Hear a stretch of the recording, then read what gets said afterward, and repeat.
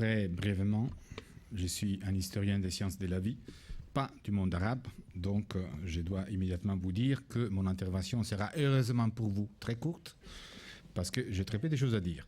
Mais je voudrais quand même dire deux choses. La première, c'est qu'il existe à la Cité des Sciences un centre de recherche en histoire des sciences et des techniques qui s'est lancé dans des aventures Internet de divulgation de l'histoire des sciences et des techniques par Internet qui connaît un succès considérable. Et c'est aussi un petit centre qui, quelquefois, donne des idées. Et il y a 2 ans, j'avais donné l'idée, avec mes collègues, d'organiser une grande exposition qu'on aurait voulu appeler la science des autres. Et bien sûr, c'était une grande expo qu'on avait imaginée sur la science arabe et les techniques chinoises. Bien sûr, les rêves restent souvent des rêves, autrement ils ne seraient pas des rêves. Mais les collèges de la Cité a bien voulu reprendre cette première incitation de notre part. Et on a discuté pas mal longtemps. Ils ont dit, bon, on pourrait faire une série de conférences. Et bien sûr, les choix étaient très simples. À qui confier cette série? Et vous allez comprendre dans quelques instants pourquoi les choix étaient si simples. Mais je dois dire une autre chose. Pourquoi c'est très important? Et je m'associe à la collègue qui dit, vous êtes nombreux ici. C'est très important la présence du public. Ce sont des expériences importantes d'aborder des questions sérieuses et fortes et importantes en elles-mêmes et n'est pas, disons, tomber victime de l'idée que tout ce qui se passe doit être discuté immédiatement dans les débats citoyens. C'est vrai, mais il y a aussi des débats et des questions qui sont de longue durée, qui s'imposent par la force de leur tradition et de leur contenu. Et donc c'est une expérience importante, celle que les collèges nous invitent et vous invitent à suivre. Quelle est ma relation personnelle avec les sciences arabes? Aucune. Mais quand j'ai enseigné 5 ans aux États-Unis, et on me demandait toujours de faire un cours, étant italien comme mon accent le trahit, je devais faire toujours le travail plus lourd. Et je faisais les fameux cours, je ne sais pas si vous connaissez, From Plato to NATO, de Platon à l'OTAN. Ça veut dire que j'avais 3 heures sur le monde grec et latin, 2 heures sur le monde arabe, la Renaissance italienne, 1 heure 15 minutes.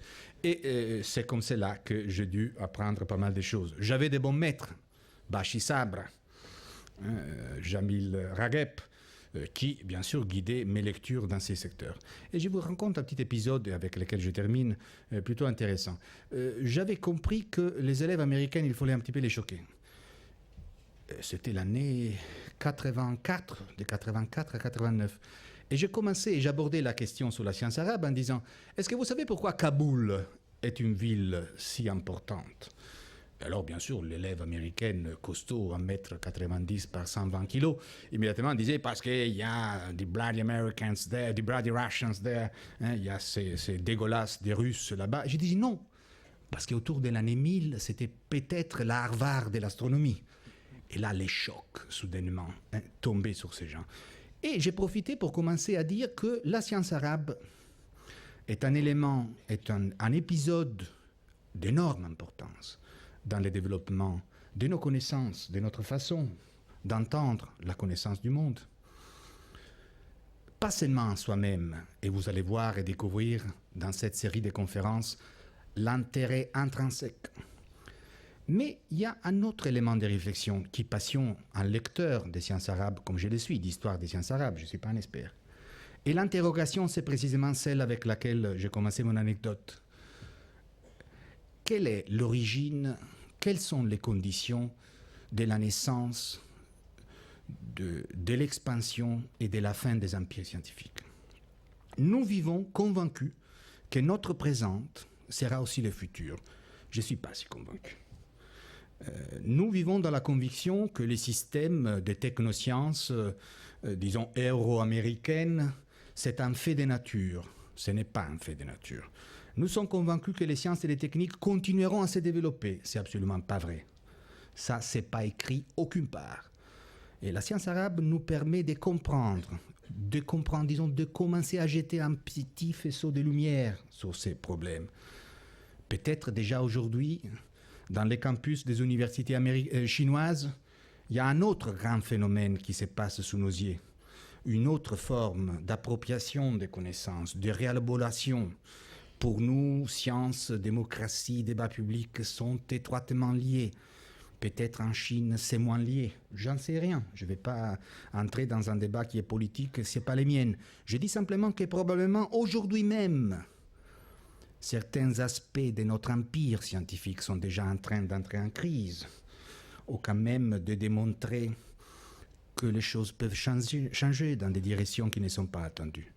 Donc, la grande aventure de la science arabe, des écoles des traducteurs des textes médicaux à Aleppo, dans la Syrie, il faut aussi penser à l'Égypte hellénistique et puis l'Égypte musulman, comme la Syrie, je parle bien sûr des pays d'aujourd'hui, la Méditerranée, comme des centres d'une vigueur culturelle extraordinaire.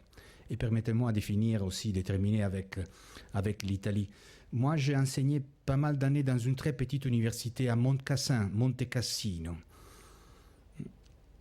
Et moi, j'interrogeais mes étudiants. Je disais, écoutez, est-ce que vous pensez que vous venez de Roccasecca ou vous venez d'Aquino?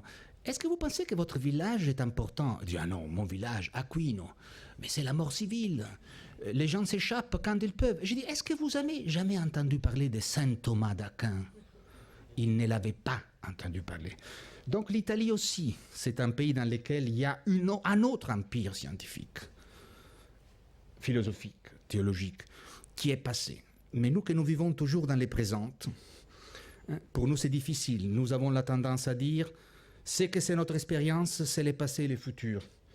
Et donc s'interroger sur la science des autres, et après tout la science arabe est plutôt la nôtre que des autres, mais une autre façon de concevoir les rapports entre sciences, citoyennes, État, c'est instructif, pas seulement parce que nous allons et vous allez apprendre pas mal de choses fortes, passionnantes, mais parce que ce sont des éléments de connaissance qui nous interrogent à des niveaux énormément plus complexes, qui nous invitent à réfléchir.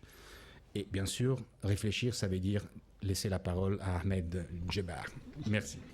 Merci.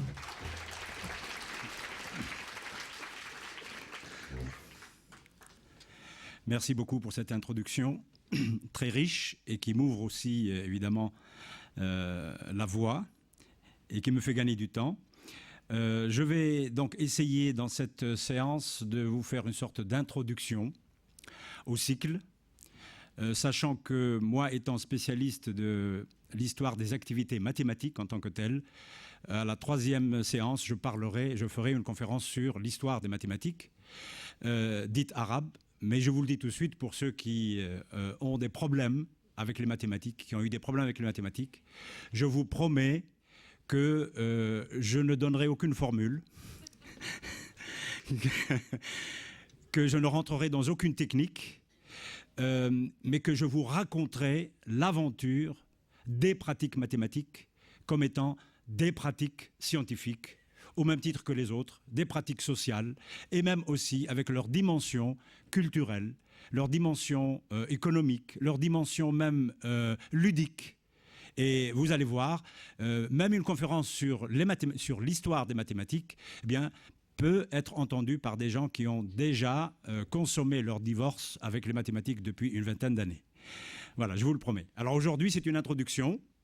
Donc je vais vous parler plutôt du contexte dans lequel vont naître les sciences arabes, du contexte de leur développement, et puis évidemment, fatalement, se posera la question des facteurs de leur ralentissement et de leur déclin. Vous vous doutez bien, je n'ai pas toutes les réponses. J'ai beaucoup de questions, mais mon rôle n'est pas de poser des questions.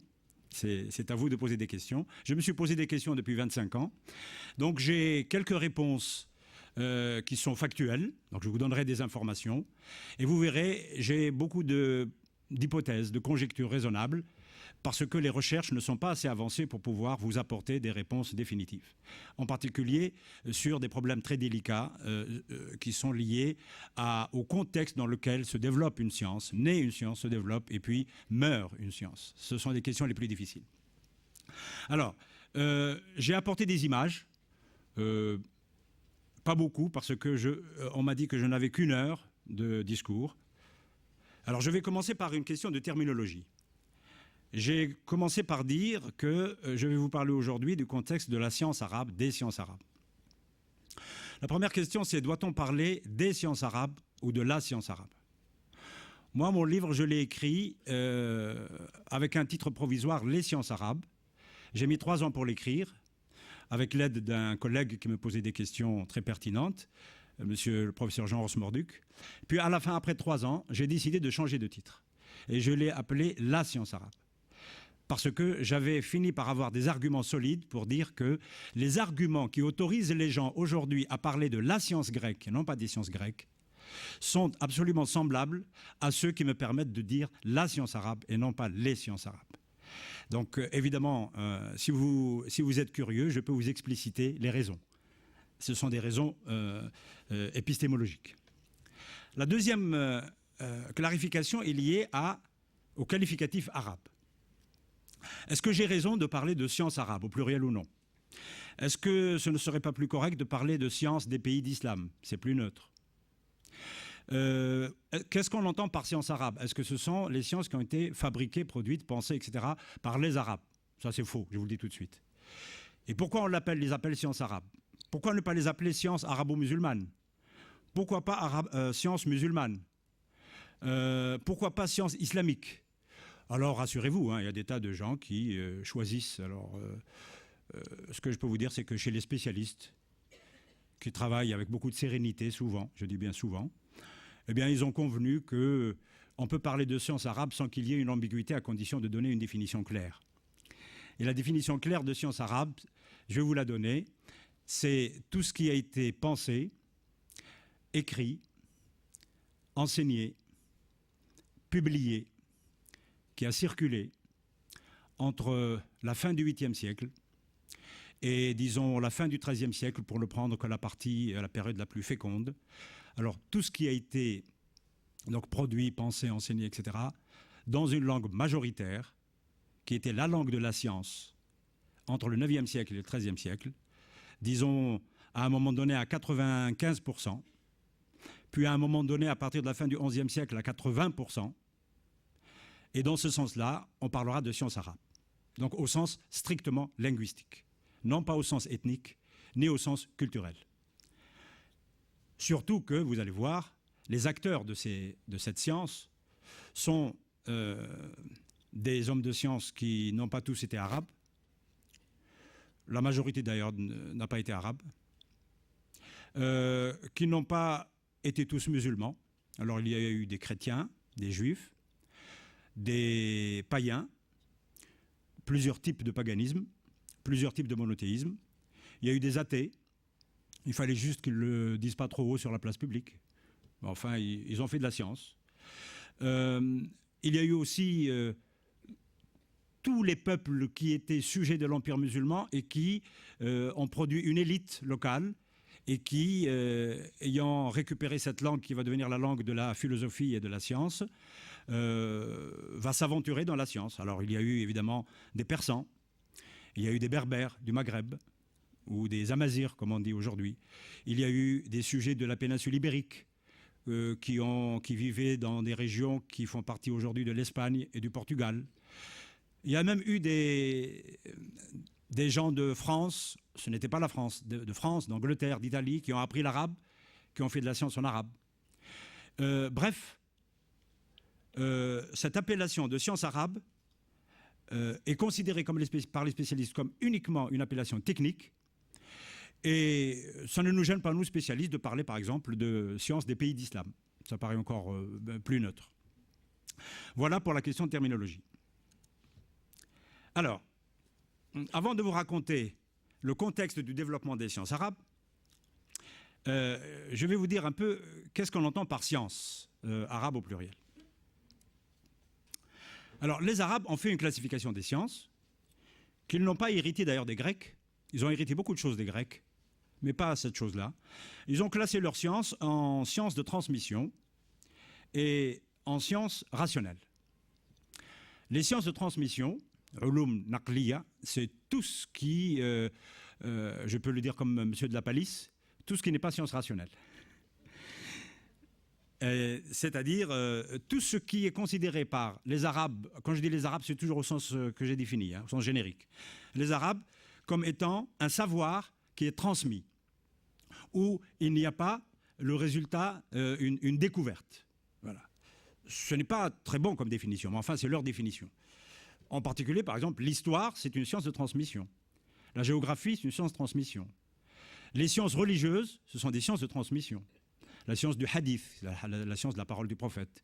La science de l'exégèse, ce sont des sciences de transmission. Les sciences de la langue arabe, linguistique, grammaire, lexicographie, ils considèrent que ce sont des sciences de transmission. Par contre, les sciences rationnelles, c'est les sciences physiques, les sciences mathématiques et la philosophie. Voilà. On les appelle aussi les sciences des anciens, avec un grand A.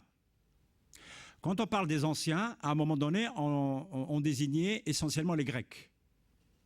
Puis on a désigné toutes les sciences qui ont été récupérées par les hommes de science de la civilisation arabo-musulmane, mais qui ont été écrites, c'est-à-dire venant des Indiens, donc en sanskrit, venant des Persans, mais les Persans sont devenus des sujets de l'islam, donc en Pehlevi, venant surtout de la zone, de l'ère culturelle grecque, en grec. Et puis quelques textes latins, mais on n'intègre pas en général les quelques textes latins que j'évoquerai après dans la science des anciens. Donc essentiellement, les anciens, ce sont les Grecs. Et puis après, lorsque la civilisation va se développer, les hommes de science eux-mêmes de l'Empire musulman vont intégrer dans la science, les sciences des anciens, bien, les sciences produites dans l'Empire musulman entre la fin du 8e siècle et le 10e, 11e siècle. Parce que ce sont des sciences dans le prolongement de la tradition des anciens avec un grand A. Alors, pour les sciences mathématiques, il y a les sciences numériques, c'est-à-dire calcul, arithmétique, ce sont deux disciplines, et puis une troisième discipline qui va se développer plus tard, sans qu'elle ait un statut ni un nom, analyse combinatoire. Pour les sciences géométriques, alors là il y a beaucoup de choses, il y a la science de l'arpentage, il y a la science, la géométrie euclidienne, il y a la science, la géométrie archimédienne, la géométrie des coniques d'Apollonius, il y a la géométrie sphérique, qu'on trouve aussi chez Euclide, mais qu'on trouve aussi chez Ménélaüs, chez Autolycos, chez Hypsiclès. Je vous donne des noms pour authentifier quand même mon discours. Hein. Ce n'est pas par pédanterie ou par... parce qu'il faut, sinon on peut nous accuser de venir raconter les histoires des mille et une nuits, quoique c'est passionnant. Mais comme je ne suis pas capable de vous raconter les histoires de mille et une nuits, je vous raconte les mille et une histoires de la science arabe. Voilà, enfin une partie. Et donc, il y a donc cette science géométrique, évidemment, il y a les prolongements de ces sciences géométriques. Et puis il y a l'astronomie. Dans l'astronomie, il y a la trigonométrie qui va naître dans l'astronomie, mais qui va devenir ensuite un chapitre, même une discipline des mathématiques. Donc vous voyez déjà, la classification ne tient pas. En fait, ça c'est une classification figée, reprise par les Arabes, mais reprise des Grecs, qui étaient leurs maîtres sur le plan scientifique, d'après ce qu'ils disent, alors que ce n'est pas tout à fait vrai, vous allez voir. Leurs maîtres à penser aussi, du moins au début. Et puis, comme tout maître à penser, ce sera aussi leur bête, leur cible pour les critiques. C'est fait pour ça aussi, les maîtres à penser. Et donc, pour l'astronomie, il y a l'astronomie en tant que telle, l'étude du ciel, des objets du ciel, des mouvements du ciel. Et puis, il y a évidemment les domaines d'application de l'astronomie. Parmi les domaines d'application, eh bien, l'astrologie a été un domaine très important de l'astronomie. Et en tant que domaine d'application des outils scientifiques de l'astronomie, c'était considéré comme un chapitre scientifique. En tant que prolongement, en tant qu'outil pour résoudre des problèmes de la vie de la cité, c'est-à-dire pour prédire l'avenir des individus, des groupes, des hommes politiques, des pouvoirs politiques, alors là, il y aura débat. D'accord ? Si je n'ai pas le temps d'aborder ces débats, vous me poserez la question, je vous parlerai de ça. Et puis il y a la musique. La musique est une discipline mathématique. Elle l'a toujours été pour les Grecs, et donc elle l'a été naturellement pour les Arabes, par héritage de la position des Grecs. Et en particulier, la justification est due au fait que la musique a une partie pratique, comme vous le savez, et puis elle a une partie théorique.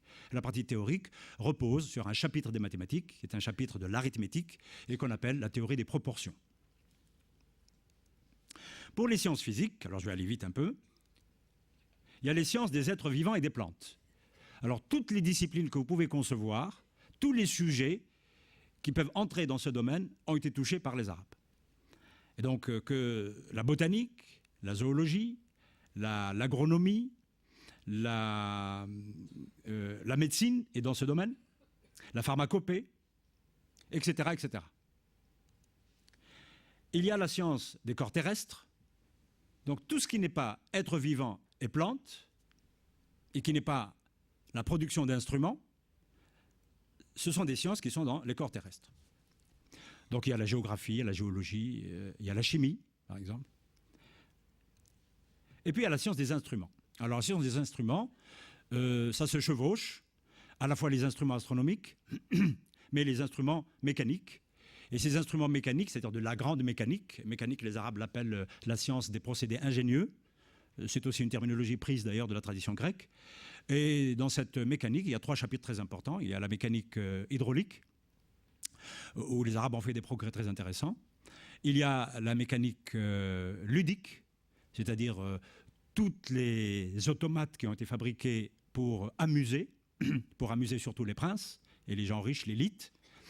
Et il y a la mécanique, évidemment, la technologie militaire. Dans ces 3 domaines, il va y avoir réflexion, production, enseignement, publication. Évidemment, je vais vite parce que je ne peux pas vous montrer, vous confirmer cela par un discours. Je l'ai écrit dans mon livre. Il y a d'autres livres qui ont abordé ces problèmes-là. En particulier pour la mécanique, il y a un très beau livre qui a été publié par l'UNESCO, qui a été réalisé par Donald Hill, qui est l'un des plus grands spécialistes de la mécanique arabe. Il est mort il y a 2 ans. Je lui rends hommage aujourd'hui. Et par Youssef Al-Hassan, son collègue. Et ce livre est publié à l'UNESCO en français. Il y a une version française, une version anglaise, une version arabe, sur l'histoire de la mécanique arabe en général. Je crois que le titre, c'est l'histoire des techniques en pays d'islam. Alors maintenant que je vous ai décrit ce que c'est que les sciences arabes très rapidement, je vous précise que pendant le cycle, malheureusement, par manque de temps, parfois par manque de spécialistes, ça vous étonne, eh bien le cycle ne va pas aborder toutes les sciences que je viens de résumer. Il va aborder la géographie, il va aborder la médecine pharmacopée, il va aborder l'astronomie, et par exemple il n'abordera pas la physique, il n'abordera pas la chimie, et on abordera les mathématiques mais pas entièrement. Et donc il y a des domaines très très intéressants qui ne seront pas abordés. À ce moment-là, je vous encourage à lire les ouvrages. Et je pense qu'actuellement, disons, la recherche a progressé très lentement jusqu'à la fin du XIXe siècle sur l'étude de l'histoire des sciences en pays d'islam. Puis elle a commencé à être relancée au début du XXe siècle, jusqu'aux années 50-60. Puis depuis les années 60 jusqu'à maintenant, il y a une accélération de la recherche dans le domaine de l'histoire des sciences des pays d'islam, et nous avons découvert beaucoup de choses. Nous sommes d'ailleurs dans la phase de découverte, d'exhumation, et nous n'avons pas encore le temps de réfléchir sur ce qu'on a découvert. Et donc, et avec ça, il y a des domaines sur lesquels on ne peut pas mettre de chercheurs parce qu'on ne les a pas formés, parce qu'on ne nous donne pas les moyens de former des gens. Dans tous les pays d'ailleurs, pas nécessairement ici. Et en particulier, ce qui est plus grave, c'est qu'on ne donne pas les moyens de former des gens dans les pays qui ont historiquement produit ce patrimoine scientifique. C'est encore plus grave. Bien, ça c'est une parenthèse citoyenne. Alors, qu'est-ce qui va se passer entre le 7e et le 8e siècle? Voici l'Empire musulman. Disons la période de conquête. Donc la conquête va donner un territoire immense qui va de la frontière chinoise jusqu'aux Pyrénées. Cette conquête, donc vous voyez, l'histoire de l'Empire musulman ne commence pas par l'histoire de l'activité scientifique. Elle commence par l'histoire de la naissance d'une religion, par la diffusion de cette religion, sa consolidation, puis le phénomène de conquête qui va étendre cette diffusion par la conquête. Eh bien, entre ce moment-là et le moment où réellement on date officiellement les activités scientifiques, vous ne pouvez pas imaginer la durée, je vais vous la donner, mais il se passe 2 siècles. Et donc vous voyez, les sciences, pour qu'elles apparaissent en tant que sciences dites arabes, au grand jour, il leur a fallu 2 siècles de préparation, de maturation, d'appropriation, d'assimilation, de digestion, si vous voulez. Je vais vous la résumer en une image très simple. Nous sommes dans les années 20 du 7e siècle. Le prophète Mohammed dicte une lettre à l'empereur de Byzance. Il s'appelle Héraclius, qui règne de 610 jusqu'à 641. Dans cette lettre est politiquement violente, idéologiquement violente. Elle a le ton de la conquête. Il dit à l'empereur de Byzance, si vous ne vous soumettez pas à la religion de Dieu, nous allons vous soumettre à cette religion de Dieu. Je le dis approximativement, parce que je n'ai pas appris par cœur la lettre. Je pense qu'historiquement, cette lettre est attestée, mais même si nous n'avons pas le document. 2 siècles plus tard, nous sommes dans les années 20 du 9e siècle, entre 813 et 833. Le représentant de l'islam de l'époque, parce que dans les années 20 du 7e siècle, le représentant de l'islam, c'est le prophète.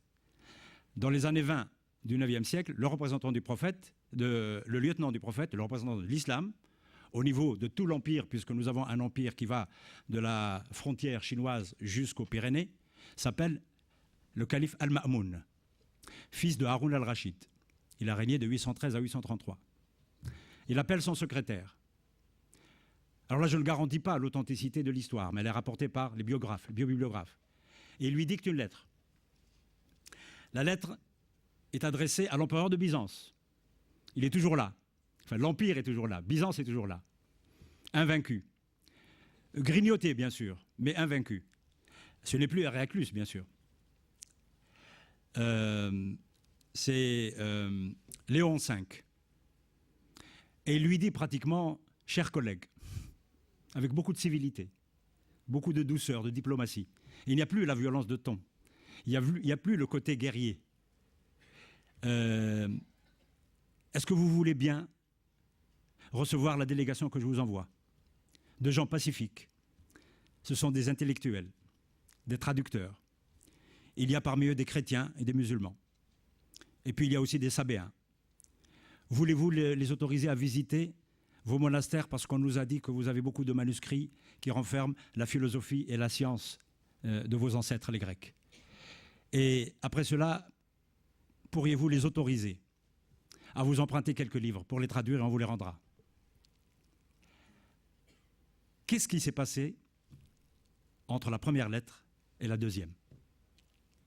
Quelles sont les conditions qui ont fait qu'on est passé de la phase de conquête, de l'affirmation d'une nouvelle religion, qui prolonge les religions monothéistes, du contrôle d'un territoire absolument immense, de populations très diverses, très riches, très contradictoires aussi, sur tous les plans, et puis ce début du IXe siècle, où il y a une sorte d'œcuménisme, en tout cas, sur l'idée de pratiquer la science.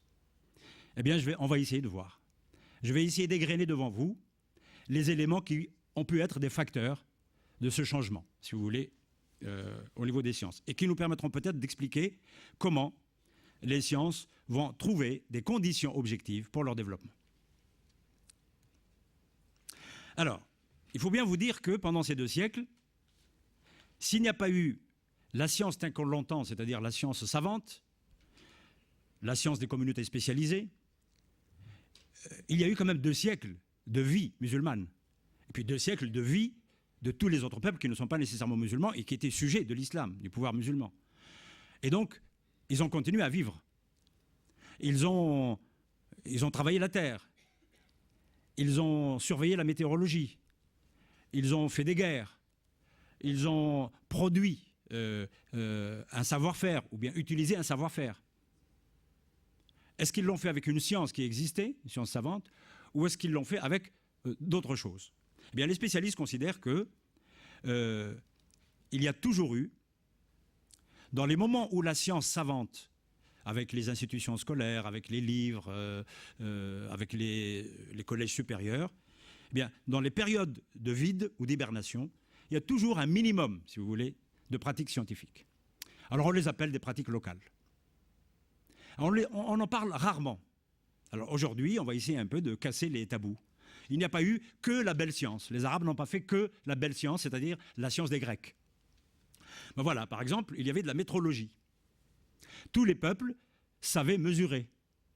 Tous les peuples avaient, à cette époque-là du moins, des monnaies.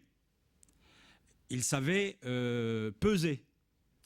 Ils savaient échanger des produits.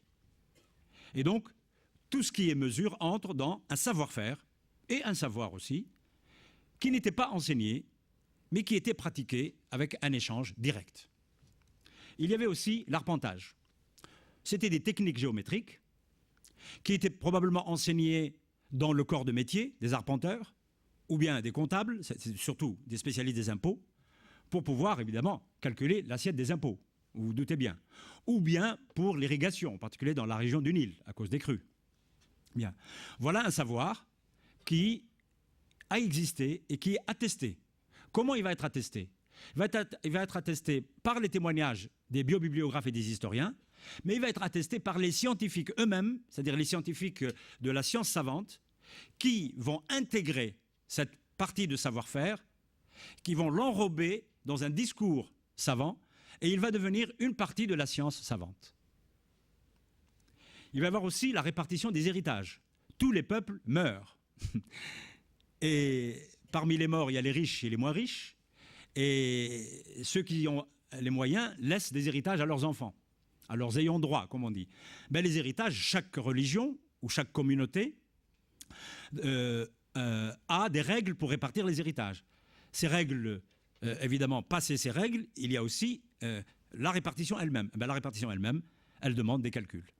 Alors ce sont d'ailleurs les contraintes de la répartition des héritages qui ont permis historiquement de développer la notion de nombre, des entiers jusqu'aux fractions, de développer ce qu'on appelle les manipulations des fractions, de développer aussi ce qu'on appelle la résolution des problèmes concrets de comment répartir des héritages entre des ayants droit qui sont nombreux et qui n'ont pas le même statut.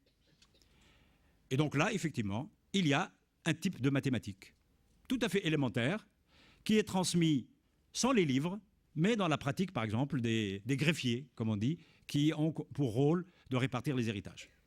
Il y a aussi les pratiques artistiques.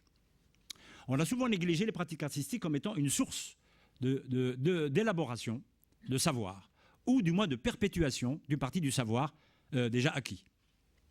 Eh bien, ces pratiques artistiques, c'est le dessin, c'est l'architecture.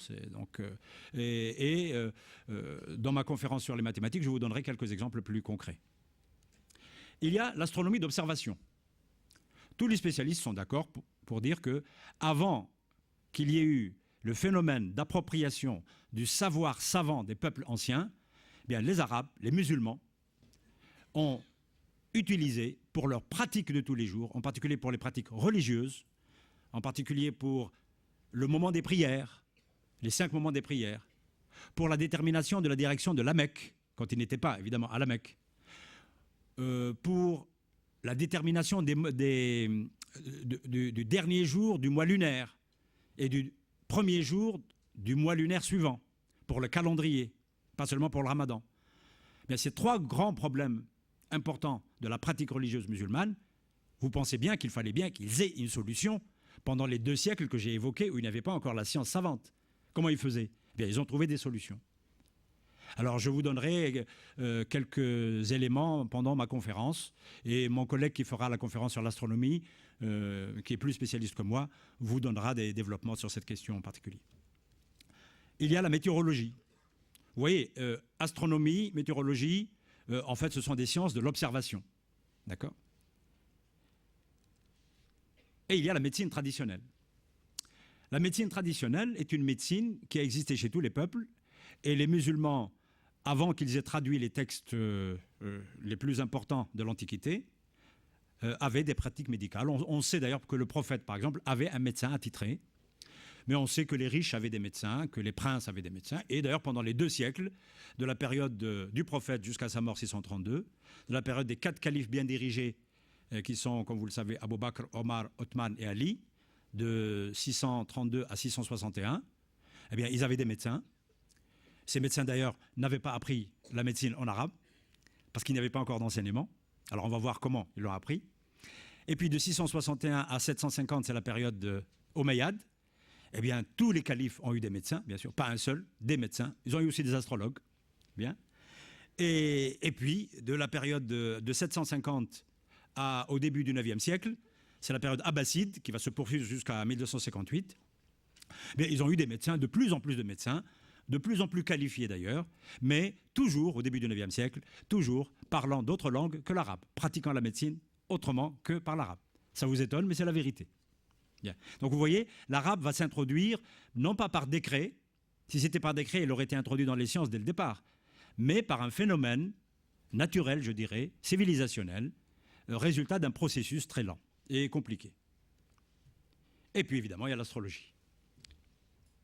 Voilà. Donc, ces pratiques locales, heureusement qu'elles existaient, et ces pratiques étaient un héritage du savoir et du savoir-faire des peuples anciens qui sont devenus des sujets de l'Empire musulman.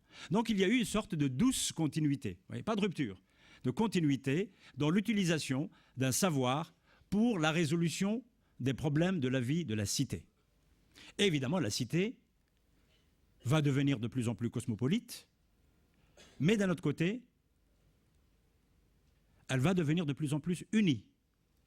Et unie non pas par la religion, puisque il y aura toujours des chrétiens, il y aura toujours des juifs dans la communauté musulmane de l'Empire, il y aura toujours des païens, toujours des athées, mais elle va être unie par, je vais dire quelque chose qui ne va peut-être pas plaire à certains auditeurs, mais je le dis, c'est l'histoire, elle va être unie, cette communauté, essentiellement par la langue arabe, qui va être la langue de la culture dominante, auxquels vont accéder tous ceux qui veulent aspirer à la culture dominante, donc de toutes les communautés, au-delà de leur cosmopolitisme et de leur diversité confessionnelle, etc. Et puis, le facteur d'unité va être la pratique scientifique. Quand je dis pratique scientifique, au sens de science, philosophie, etc. D'accord ? Alors, là, vous voyez une image du papyrus Rind. Alors la question, c'est que, est-ce que ce savoir local que j'ai évoqué rapidement, est-ce qu'il a été produit au jour le jour, ou est-ce que, en fait, ce sont des séquelles d'un savoir ancien, qui a été un savoir savant, et qui a existé dans les vieilles civilisations? Alors les spécialistes s'interrogent toujours. Nous n'avons pas la réponse. Il se peut que certaines parties de ce savoir, qui n'étaient pas dans les livres, qui étaient enseignés comme ça dans les corporations, dans les métiers, en fait, et ce qui est resté de la belle époque de la science égyptienne, pharaonique, de la belle époque de la science mésopotamienne, de la belle époque de la science persane et grecque. Je parle toujours du savoir local.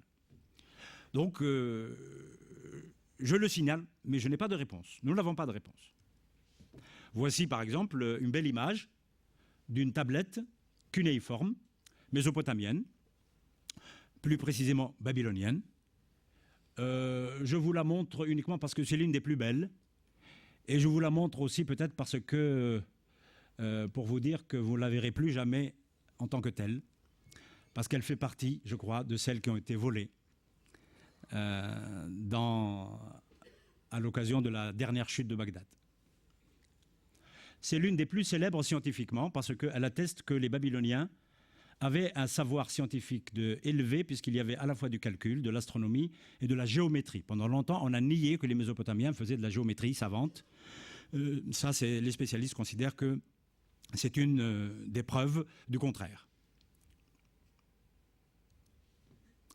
Alors, maintenant, j'aborde, si vous voulez bien, les questions les plus délicates qui concernent les facteurs favorables qui ont permis l'avènement de ce qu'on va appeler plus tard les sciences des pays d'islam ou la science arabe. Je vais les égrener, je vais faire des commentaires sur chaque point, et je suis ouvert à la discussion, si on a le temps, pour savoir si je dois corriger mes hypothèses ou si je dois défendre mes idées. Alors, premier facteur favorable pour le développement des sciences, c'est l'espace économique. L'Empire musulman a commencé à faire des sciences lorsque, après 2 siècles, il a contrôlé un immense territoire qui va devenir un immense marché et un immense espace économique avec des routes commerciales terrestres, les anciennes bien sûr, et des nouvelles, et les routes commerciales maritimes, anciennes et nouvelles, et surtout, lorsqu'il va contrôler un espace économique qu'il va ouvrir, c'est-à-dire qu'il va casser les frontières économiques qui étaient évidemment matérialisées par les taxes, par les contrôles, par les freinages de la circulation des produits de consommation, soit des produits de grande consommation, soit des produits de consommation pour l'élite. Et donc, l'avènement de cet empire, son immensité, sa manière de gérer le territoire, même pendant la période de l'éclatement du pouvoir central, même lorsqu'il y aura plusieurs petits pouvoirs régionaux, il y a quelque chose qui va être conservé comme la pupille de leurs yeux, c'est la fluidité du commerce. Parce que le commerce international à grand rayon d'action est le moteur de la richesse de l'Empire musulman et la raison de la richesse de l'Empire musulman. Et cette richesse va très vite se concrétiser par un afflux massif de trésors d'abord pendant les conquêtes, puis ensuite de produits de première nécessité, de produits de luxe qui vont être consommés dans l'Empire, dans les mégapoles qui vont se construire, ou qui vont circuler, ces produits vont circuler et vont aller dans d'autres pays, en particulier dans l'Europe du Sud. Donc n'oubliez pas, l'espace économique, c'est la base, la richesse qui va donner les conditions économiques, financières pour faire de la science. Il y a le corpus scientifique ancien.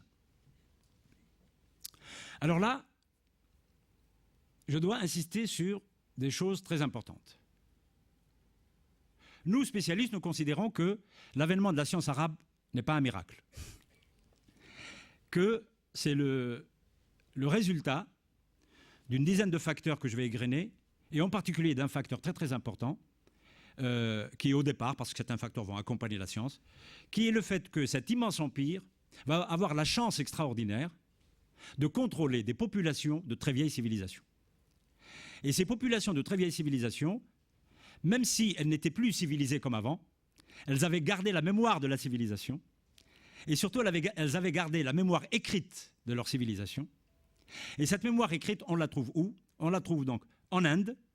Or, l'Inde était en contact direct avec l'Empire musulman, vu la géographie que je vous ai montrée, la carte, avec la Perse qui va être intégrée à l'Empire musulman. C'est une civilisation aussi de culture et de science. Avec l'espace byzantin qui a exprimé pendant longtemps la science en grec et en syriaque, le syriaque étant issu de l'araméen, langue locale, même famille que l'arabe, que l'hébreu. Prolongement de la science grecque, évidemment, c'est Alexandrie, toute seule, comme foyer puissant pendant longtemps, puis ensuite comme conservatoire, modeste mais conservatoire quand même, à l'arrivée des musulmans. Et ensuite, beaucoup plus modestement, quelques petits îlots dans la péninsule ibérique, avec une mémoire écrite en latin. Très très modeste. Mais vous allez voir, les Arabes ne vont pas cracher dessus. Les Arabes vont prendre tout ce qui est des epsilons de savoir, tous les petits savoirs qu'ils vont trouver, ils vont les prendre parce que les Arabes, dès le départ, les musulmans, vont adopter et pratiquer une idéologie absolument étonnante, qui est que, d'ailleurs ils le disent, nous étions des ignorants. On le voit, on le lit, hein. Nous étions des ignorants. La nouvelle religion nous a ouvert les yeux, nous a ouvert l'espace, nous a mis en contact avec le savoir des autres. Et donc, tout savoir des autres est bon à prendre parce qu'il est supérieur au nôtre. Nous n'avions que la poésie avant l'arrivée de l'islam. Grosso modo, c'est ça. Je caricature, hein. Les Arabes disent nous n'avions que la poésie et l'art du commerce. Alors, où était le corpus scientifique ancien? Eh bien, lorsque l'islam arrive comme nouvelle puissance, il y avait des espaces de savoir qu'on arrive maintenant à déterminer qui sont, premièrement, l'espace grec, Alexandrie. Alexandrie, 6e siècle, il y a des médecins, nous le savons, des philosophes. Jean Philopon, Alexandre de Tralles, je parle des plus connus. Jean Philopon, d'ailleurs, va être appelé par les Arabes Yahya an-Nahwi, le grammairien. 7e siècle, il va y avoir Stéphane l'Ancien, un autre médecin. Donc la majorité, ce sont soit des médecins, des gens qui ont écrit sur la médecine, soit des gens qui ont enseigné la philosophie. Philosophie souvent néoplatonicienne. Et il y avait des bibliothèques, des petites bibliothèques privées. Alors évidemment, quand j'arrive à ce stade, des dizaines d'auditeurs pensent tout de suite poser la question, y avait-il la grande bibliothèque des Ptolémées? Alors, il n'y avait plus la grande bibliothèque des Ptolémées. Et donc je vous laisse poser la question à la fin quand j'aurai fini ma conférence. Et pourquoi vous dites ça? Puisque les Arabes eux-mêmes ont affirmé que ce sont eux qui ont brûlé la bibliothèque des Ptolémées. Alors j'essaierai de vous expliquer si j'ai le temps. Ben, si je n'aurai pas le temps, vous poserez la question quand je viendrai faire la conférence sur les mathématiques. Pour vous expliquer pourquoi, effectivement, ce sont les Arabes qui ont construit une légende sur l'incendie de la bibliothèque de Ptolémée, la grande bibliothèque d'Alexandrie, et précisément parce que ce sont eux qui l'ont construit à une date précise, nous les enquêteurs, les Sherlock Holmes, nous pouvons affirmer que c'est n'importe qui mais pas eux. On aurait bien voulu que ce soit eux, après tout on le prête qu'aux riches, hein, c'est-à-dire au sens, c'était des barbares, ça c'est la vision des orientalistes, c'était bon, la religion conquérante, etc., et puis dominatrice, avec la nouvelle religion, avec le savoir très dogmatique. Eh bien maintenant il y a eu des recherches, il y a eu des livres, il y a eu une dizaine de livres qui ont été écrits sur ce sujet. Sereinement, je pourrais vous expliquer que les Arabes n'y sont pour rien. Ils sont par contre responsables de la rumeur publique. Ils l'ont créée, ils l'ont diffusée. Et je vous expliquerai pourquoi. Parce que là, le pourquoi est plus important que la question de la bibliothèque d'Alexandrie. Bien. Donc il y a l'espace d'Alexandrie. Quel est l'autre espace grec? L'autre espace grec, il est à Byzance, il est pour le moment fermé. C'est l'Empire byzantin, il n'est pas tombé, il y a Byzance et quelques territoires. Et donc, il faudra attendre le début du IXe siècle, et on reviendra à cette question de la lettre du calife Al-Ma'moun. On reviendra pour savoir si elle a un peu de vérité, et si elle a surtout est-ce qu'elle a eu des suites? C'est ça qui est intéressant, même. Bien. Ensuite, quel est l'autre espace? Eh bien, c'est l'espace syriaque. Il est où? L'espace syriaque, c'est le croissant fertile. Les villes, ce sont Antioche, ce sont Haran, c'est Nisib. Nisib, en fait, c'est à partir du VIe siècle, mais avant Nisib, elle a hérité de la tradition de l'étude de la philosophie et de la logique de la ville d'Édesse, qui était une ville intellectuelle des Syriaques chrétiens, nestoriens, et l'école d'Édesse va être fermée en 489 par l'empereur Zénon, parce que c'était une école contestataire de l'orthodoxie religieuse de Byzance. Bien. Alors, les Syriaques se partagent en deux communautés, les païens, qu'on appelle les Sabéens, et les chrétiens. Les chrétiens eux-mêmes, très divisés. Il y a grosso modo les monophysites et les nestoriens. Mais tous les deux d'accord pour être des minorités opposées à l'orthodoxie de Byzance. Et donc, ils vont lutter contre l'idéologie de Byzance en développant, ça nous paraît paradoxal, mais c'est comme ça, ce sont les historiens qui l'attestent, en développant l'outil de la philosophie et de la logique pour protéger leur conception de la religion chrétienne. En particulier l'absence de Trinité d'un côté, pour les nestoriens, et puis surtout la déification du Christ complète pour les monophysites. Bien.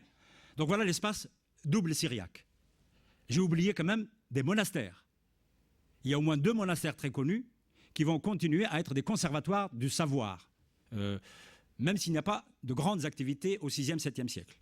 C'est le monastère de Kenesrin et le monastère de Ras al-Ain.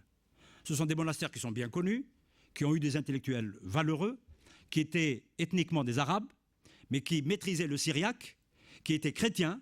C'est complexe l'Orient, hein. Ce sont des Arabes, chrétiens, qui maîtrisent le syriaque, qui parlent l'arabe, compte tenu de tous les contacts, nous sommes dans le croissant fertile, et qui, évidemment, comprennent le grec, puisqu'il faut polémiquer avec les ennemis idéologiques. Donc vous voyez ce terreau absolument extraordinaire. C'est une des chances de la société de l'Empire musulman.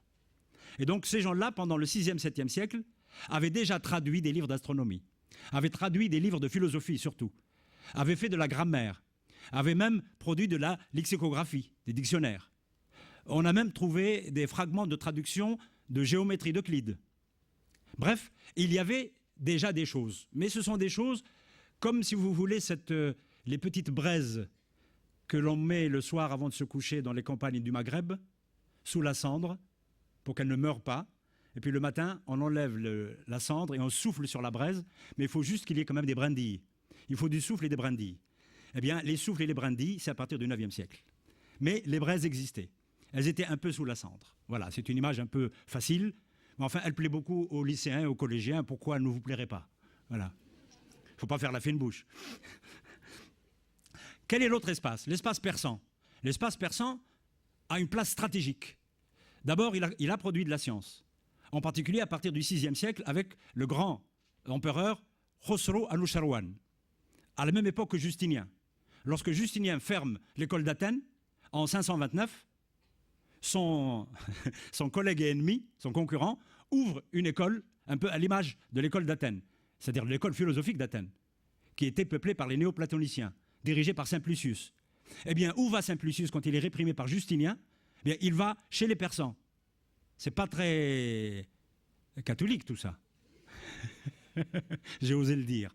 Eh bien, il va chez les Persans, il va être financé, c'est le mécénat persan qui va perpétuer le néoplatonisme grec et qui va perpétuer la médecine galénique et hippocratique pendant le 6e, 7e siècle, et qui va faire le raccord avec la future médecine dite arabe au 9e siècle. Et puis surtout, la Perse est en contact avec l'immense Asie, avec surtout l'Inde. Et la science de l'Inde était déjà arrivée en Perse, à tel point que lorsque les Arabes vont arriver, ils vont trouver un savoir qui n'était pas grec, qui n'était pas mésopotamien, mais ils n'arrivaient pas à le distinguer. Nous savons qu'il n'était pas grec, qu'il n'est pas mésopotamien, mais ils n'arrivent pas à le distinguer. Pourquoi? Parce qu'il était déjà là depuis un siècle, depuis 50 ans, depuis 2 siècles. Il était déjà pratiqué, il avait fondu avec tout le savoir. Et ce sont les historiens qui vont démêler complètement ces choses-là pour savoir, pour rendre à César ce qui appartient à César.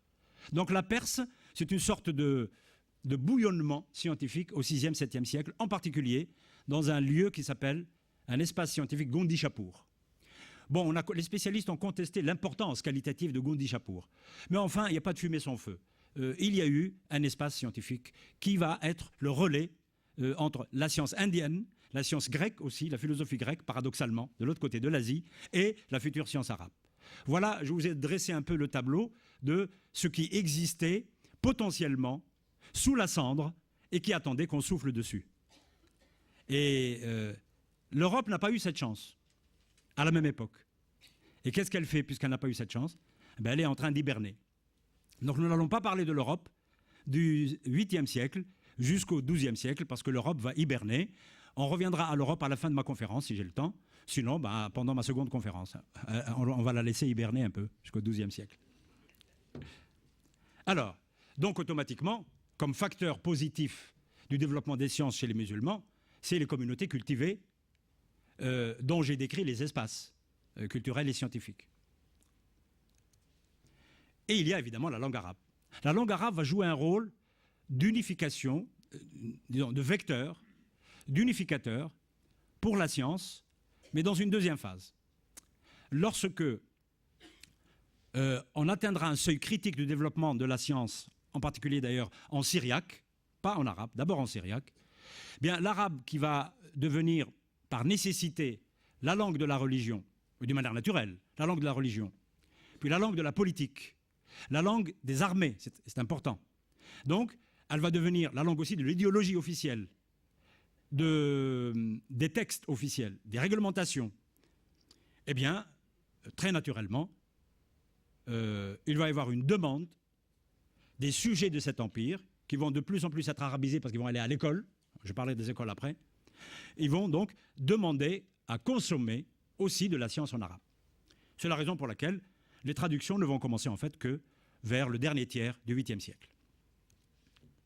Et il y a les bibliothèques. Alors, les bibliothèques existaient dans l'espace syriaque, dans l'espace alexandrin. Les Arabes n'ont pas inventé ça. Chez les Persans aussi. Sauf que cette tradition, par son existence, va pousser d'abord l'élite à en faire une caractéristique du pouvoir. C'était bien d'avoir une bibliothèque. Ça faisait, disons, pouvoir qui gère des populations cultivées, donc il fallait une bibliothèque. Et les premiers qui ont fondé des bibliothèques, ce ne sont pas les Abbassides. Ce sont les Omeyyades de Damas. Vous savez, la première capitale de l'Empire musulman, c'est Médine, la ville du prophète. Ensuite, Damas, donc Médine de 632 à 661, Damas de 661 à 750, et puis Bagdad de 750 à 1258, du moins, disons, effectivement, parce que théoriquement, c'est plus tard. Et donc, le premier, ce serait Al-Walid Ier, qui est mort vers 715.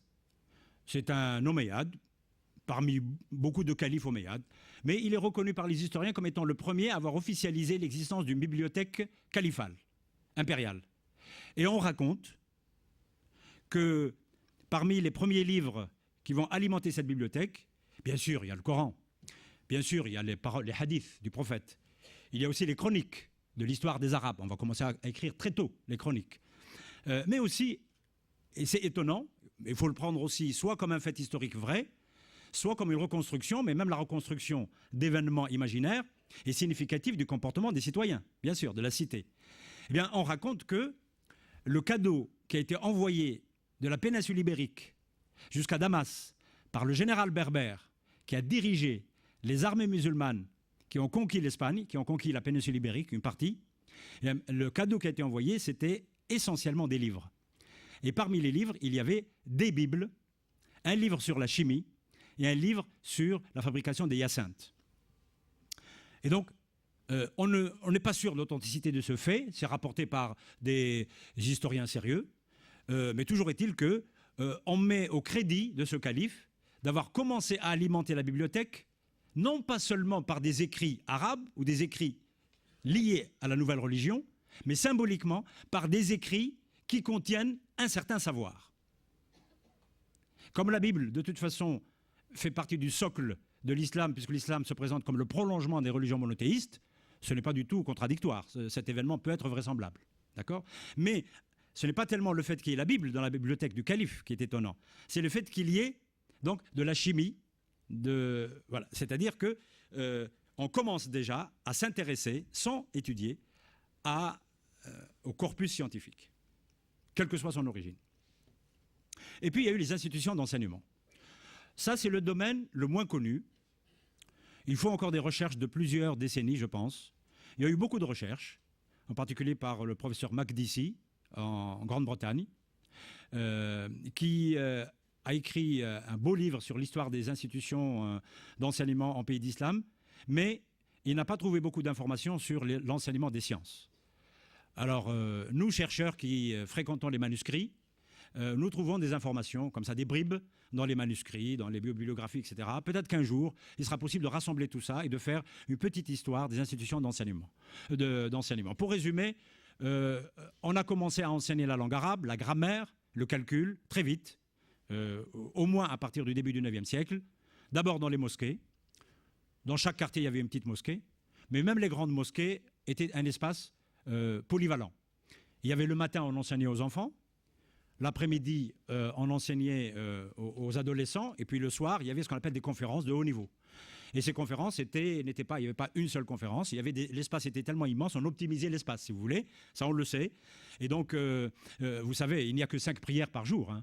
Donc, entre les prières, il fallait un peu optimiser l'espace. On n'y pense pas tellement, mais on l'a optimisé, mais pas nécessairement de manière strictement religieuse, même d'une manière profane. Donc, on enseignait les matières religieuses et les matières profanes dans la mosquée.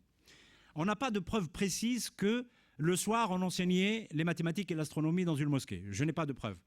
Et encore moins la philosophie. Mais ça ne m'étonne pas de trouver des informations sur le fait qu'on enseignait l'après-midi pour les jeunes, en attendant qu'on ait construit des institutions totalement profanes. Alors ces institutions totalement profanes, on les a construites très vite d'ailleurs, mais par décision locale. Ce n'est pas une décision d'un État ou des États. Donc il y a eu dans les quartiers des mécènes qui créaient des espaces, qui finançaient les enseignants pour enseigner d'abord la langue arabe, la grammaire, etc. Bien sûr le Coran, avec des pédagogies plus ou moins différentes d'ailleurs, dans les régions de l'Empire musulman. Et puis qui ensuite permettait de prolonger les enseignements dans les bibliothèques. Alors les bibliothèques, il y a des thèses qui ont été écrites sur les bibliothèques publiques, bibliothèques privées, bibliothèques semi-publiques. Et certaines bibliothèques étaient aussi des lieux d'enseignement. Et puis ensuite, on a construit d'autres choses. On a construit ce qu'on appelle des collèges supérieurs. Ces collèges supérieurs, on les a appelés des madrasas. On les a construites à partir de la fin du XIe siècle. Mais avant, il y avait d'autres institutions qui n'avaient pas un nom aussi important et symbolique. Ce nom est devenu symbolique parce qu'en fait, le résultat de la construction de ces collèges supérieurs, qui préfigurent d'ailleurs les universités, en particulier en Europe, je dis bien qu'ils préfigurent, je ne dis pas qu'il y a un lien direct, bien, sont le résultat non pas d'une décision en faveur de la science, mais en fait d'une décision idéologique et politique. Ce sont des universités qui vont avoir une coloration idéologique. On va choisir les professeurs en fonction de leur coloration idéologique, c'est-à-dire orthodoxe, pas orthodoxe. Mais on ne va pas empêcher évidemment l'enseignement des sciences dans ces institutions, au contraire. Il y a le mécénat. Alors là, le mécénat était tellement important, en particulier au début, qu'on a construit des choses, on a élaboré des choses que les historiens appellent d'un joli nom des mythes fondateurs. Mais vous savez que quand un mythe est créé, ou quand il nous parvient, ce n'est pas un mythe à 100%. Il y a toujours à la base quelque chose de vrai. Mais comment démêler ce qui est vrai et ce qui est le mythe? Alors bon, je vous propose. Il y a deux mythes autour de ce mécénat. Deux mythes qui sont à l'origine du développement des sciences, qui sont rapportés dans toutes les réunions auxquelles j'assiste, qui sont rapportés même chez les spécialistes, jusqu'au moment où quelqu'un passe 20 ans à éplucher les documents et à dire « attention, ce mythe est faible ». Alors, ces deux mythes sont les suivants. Le premier me ramène à l'histoire de la lettre qu'a envoyée Al-Ma'moun. Vous voyez, j'oublie pas, moi, mes histoires. C'est comme Sherazade, quand même. Sherazade avait intérêt à ne pas oublier, parce que le lendemain, c'était un peu dangereux. Moi, je n'ai aucun danger. J'ai juste à prendre le métro tout à l'heure. Et est-ce que vous savez pourquoi, selon un des mythes fondateurs, Al-Ma'moun, le plus grand représentant de l'islam sur Terre, a décidé d'écrire la lettre à son collègue l'empereur de Byzance, Léon V, pour lui demander gentiment de lui prêter des livres? Bien parce qu'un jour, il a eu un rêve. Je vais vous raconter le rêve. Tant pis pour le temps qui coule. De toute façon, je n'ai jamais fini mes conférences, je vous avertis. Alors, ce rêve est raconté, évidemment, pas... Pourquoi je dis que c'est un mythe? C'est raconté par des gens sérieux. Le premier qui le raconte, c'est le premier grand biobibliographe arabe. Il s'appelle Ibn Nadim. Il est mort en 995. Il est de Bagdad. Il s'appelle Ibn Nadim le libraire. Quel joli qualificatif. Le libraire. Et ce monsieur a écrit un livre très important. C'est le premier grand livre d'histoire des sciences dans la tradition arabe, qui s'appelle tout simplement le catalogue. Dans ce catalogue, quand il arrive au catalogage des ouvrages de philosophie que les Arabes vont traduire, il dit « on rapporte que », il ne dit pas « on raconte », on rapporte que. Le calife al-Ma'moun a dit un jour, ouvrez les guillemets, alors c'est le calife qui parle, « j'ai fait un rêve.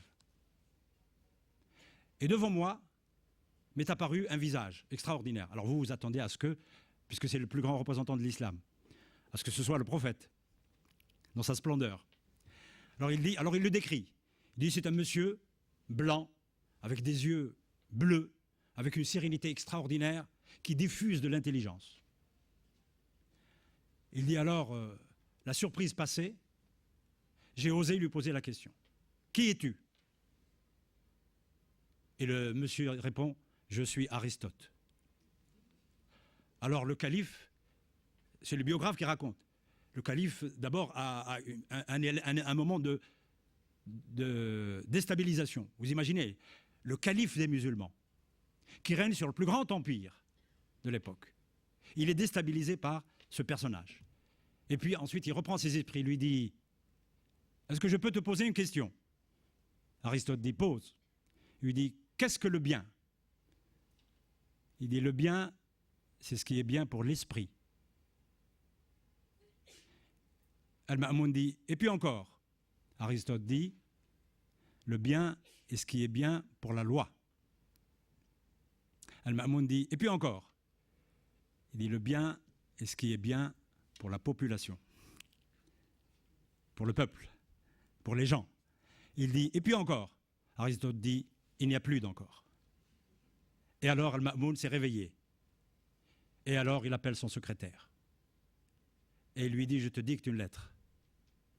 Chers collègues empereurs de Byzance, Léon V, veuillez me prêter les manuscrits de philosophie, de mathématiques, etc. Vous voyez? Un mythe fondateur. Donc une décision d'un calife que la science doit être, et la philosophie, c'est-à-dire le savoir des anciens, doit être une dimension fondamentale de la civilisation qui est en train de se construire et de s'épanouir, parce qu'on nous sommes quand même au début du IXe siècle. Le deuxième mythe, évidemment, c'est à Al-Ma'moun qu'on attribue la construction, la fondation de la première grande institution de recherche, institution scientifique, qu'on appelle la maison de la sagesse, Bayt al-Hikma. Ces deux mythes sont liés à ce personnage. Alors je vais un peu essayer de corriger un peu ces mythes, ou du moins de les compléter. Pour le premier, en fait, Al-Ma'moun n'est pas le premier à s'être intéressé au mécénat et à la traduction des ouvrages. Le phénomène, le mécénat a commencé à partir d'Al-Mansour, calife abbasside qui a régné de 754 à 775. C'est lui qui a fondé Bagdad en 762. Entre parenthèses, après avoir demandé conseil dans un conclave scientifique aux astrologues pour choisir l'endroit et le moment du début des constructions. Et pour choisir même peut-être le nom de la ville, mais là j'extrapole comme un conteur, vous me permettez. Et la ville est devenue évidemment Bagdad, qui veut dire, je vous le donne en mille, la ville de la paix. Madinat al-Salam, ou du moins elle s'appelait comme ça au début. En fait, Al-Mansour a été le premier, d'après les témoignages fiables, à avoir ordonné aux premiers hommes de science qui étaient sur place, il en existait, je vous ai expliqué pourquoi, qu'ils soient chrétiens, juifs, musulmans, etc., il n'y avait absolument aucune différence dans cette aventure scientifique, de traduire des ouvrages scientifiques. Et nous savons qu'en 773, arrive une délégation indienne, c'est rapporté par plusieurs hommes de science, qui, parmi les cadeaux qu'elle offre au calife Al-Mansour, il y a un petit livre, un Siddhanta, et qui contient la fine fleur de l'astronomie indienne. Et on raconte, il y a peut-être une partie légendaire, mais on raconte que Al-Mansour a ordonné à ses premiers astronomes musulmans de traduire le livre. Mais ce qui est sûr, c'est que les bibliographes nous donnent le nom du premier traducteur. Il s'appelle Al-Fazari. Et donc c'est référencé d'une manière absolument sérieuse. Après lui, il y a son fils Al-Mahdi, qui a régné de 775 à 785. Mécène important, qui a financé la traduction de la philosophie, de l'astronomie. Pas des mathématiques encore. De l'astrologie, bien sûr. Après lui, Haroun al-Rachid, que vous connaissez bien, personnage des Mille et une nuits, qui va régner de 785 à 809. En fait, c'est lui qui réellement a eu la première idée de la fondation de la Maison de la Sagesse, et non pas Al-Ma'moun. Al-Ma'moun, c'est lui qui va la consolider, qui va y mettre une politique scientifique, en créant des espaces d'activité de séminaires, d'activités de recherche. Certains se demandent s'il y a eu des activités de traduction. Certains spécialistes ne sont pas d'accord. Bref, c'était un lieu de savoir pour l'élite. Et ce sont ces 4 califes qui sont responsables si vous voulez, de l'impulsion officielle par le mécénat très généreux et par une décision politique du développement des premières activités scientifiques par la traduction. Traduction d'ouvrages indiens et traduction d'ouvrages grecs. Alors, l'histoire d'Al-Ma'moun qui envoie une délégation, qui envoie une lettre, elle est peut-être à demi vraie, mais ce qui est sûr, c'est qu'il a eu sûrement une réponse positive, parce que nous savons qu'il a envoyé ensuite une délégation dont nous avons la liste, au moins partielle, de ceux qui sont allés choisir les manuscrits. Parmi cette délégation, nous avons Al-Hajjaj, nous avons Ibn al-Batriq, donc un musulman et un chrétien, Ibn al-Batriq, Patrick, d'accord, et puis d'autres. Et ce sont des futurs traducteurs. Et plus tard, il y aura d'autres délégations, dont Hunayn ibn Ishaq, le grand traducteur d'ouvrages de médecine, en particulier des ouvrages de Galien et d'Hippocrate. Donc, même au-delà de la légende, même si des événements sont semi-légendaires, elles ont des prolongements qui sont vrais et elles ont des fonds qui sont vrais. Et il y a l'industrie du papier. L'industrie du papier, on ne peut pas comprendre le développement, la circulation des sciences en pays d'islam si on n'intègre pas cette dimension que le papier, après avoir été récupéré à travers sa technologie, d'après ce que disent les historiens arabes, chez les Chinois, c'est le monde musulman qui en a fait une industrie véritable.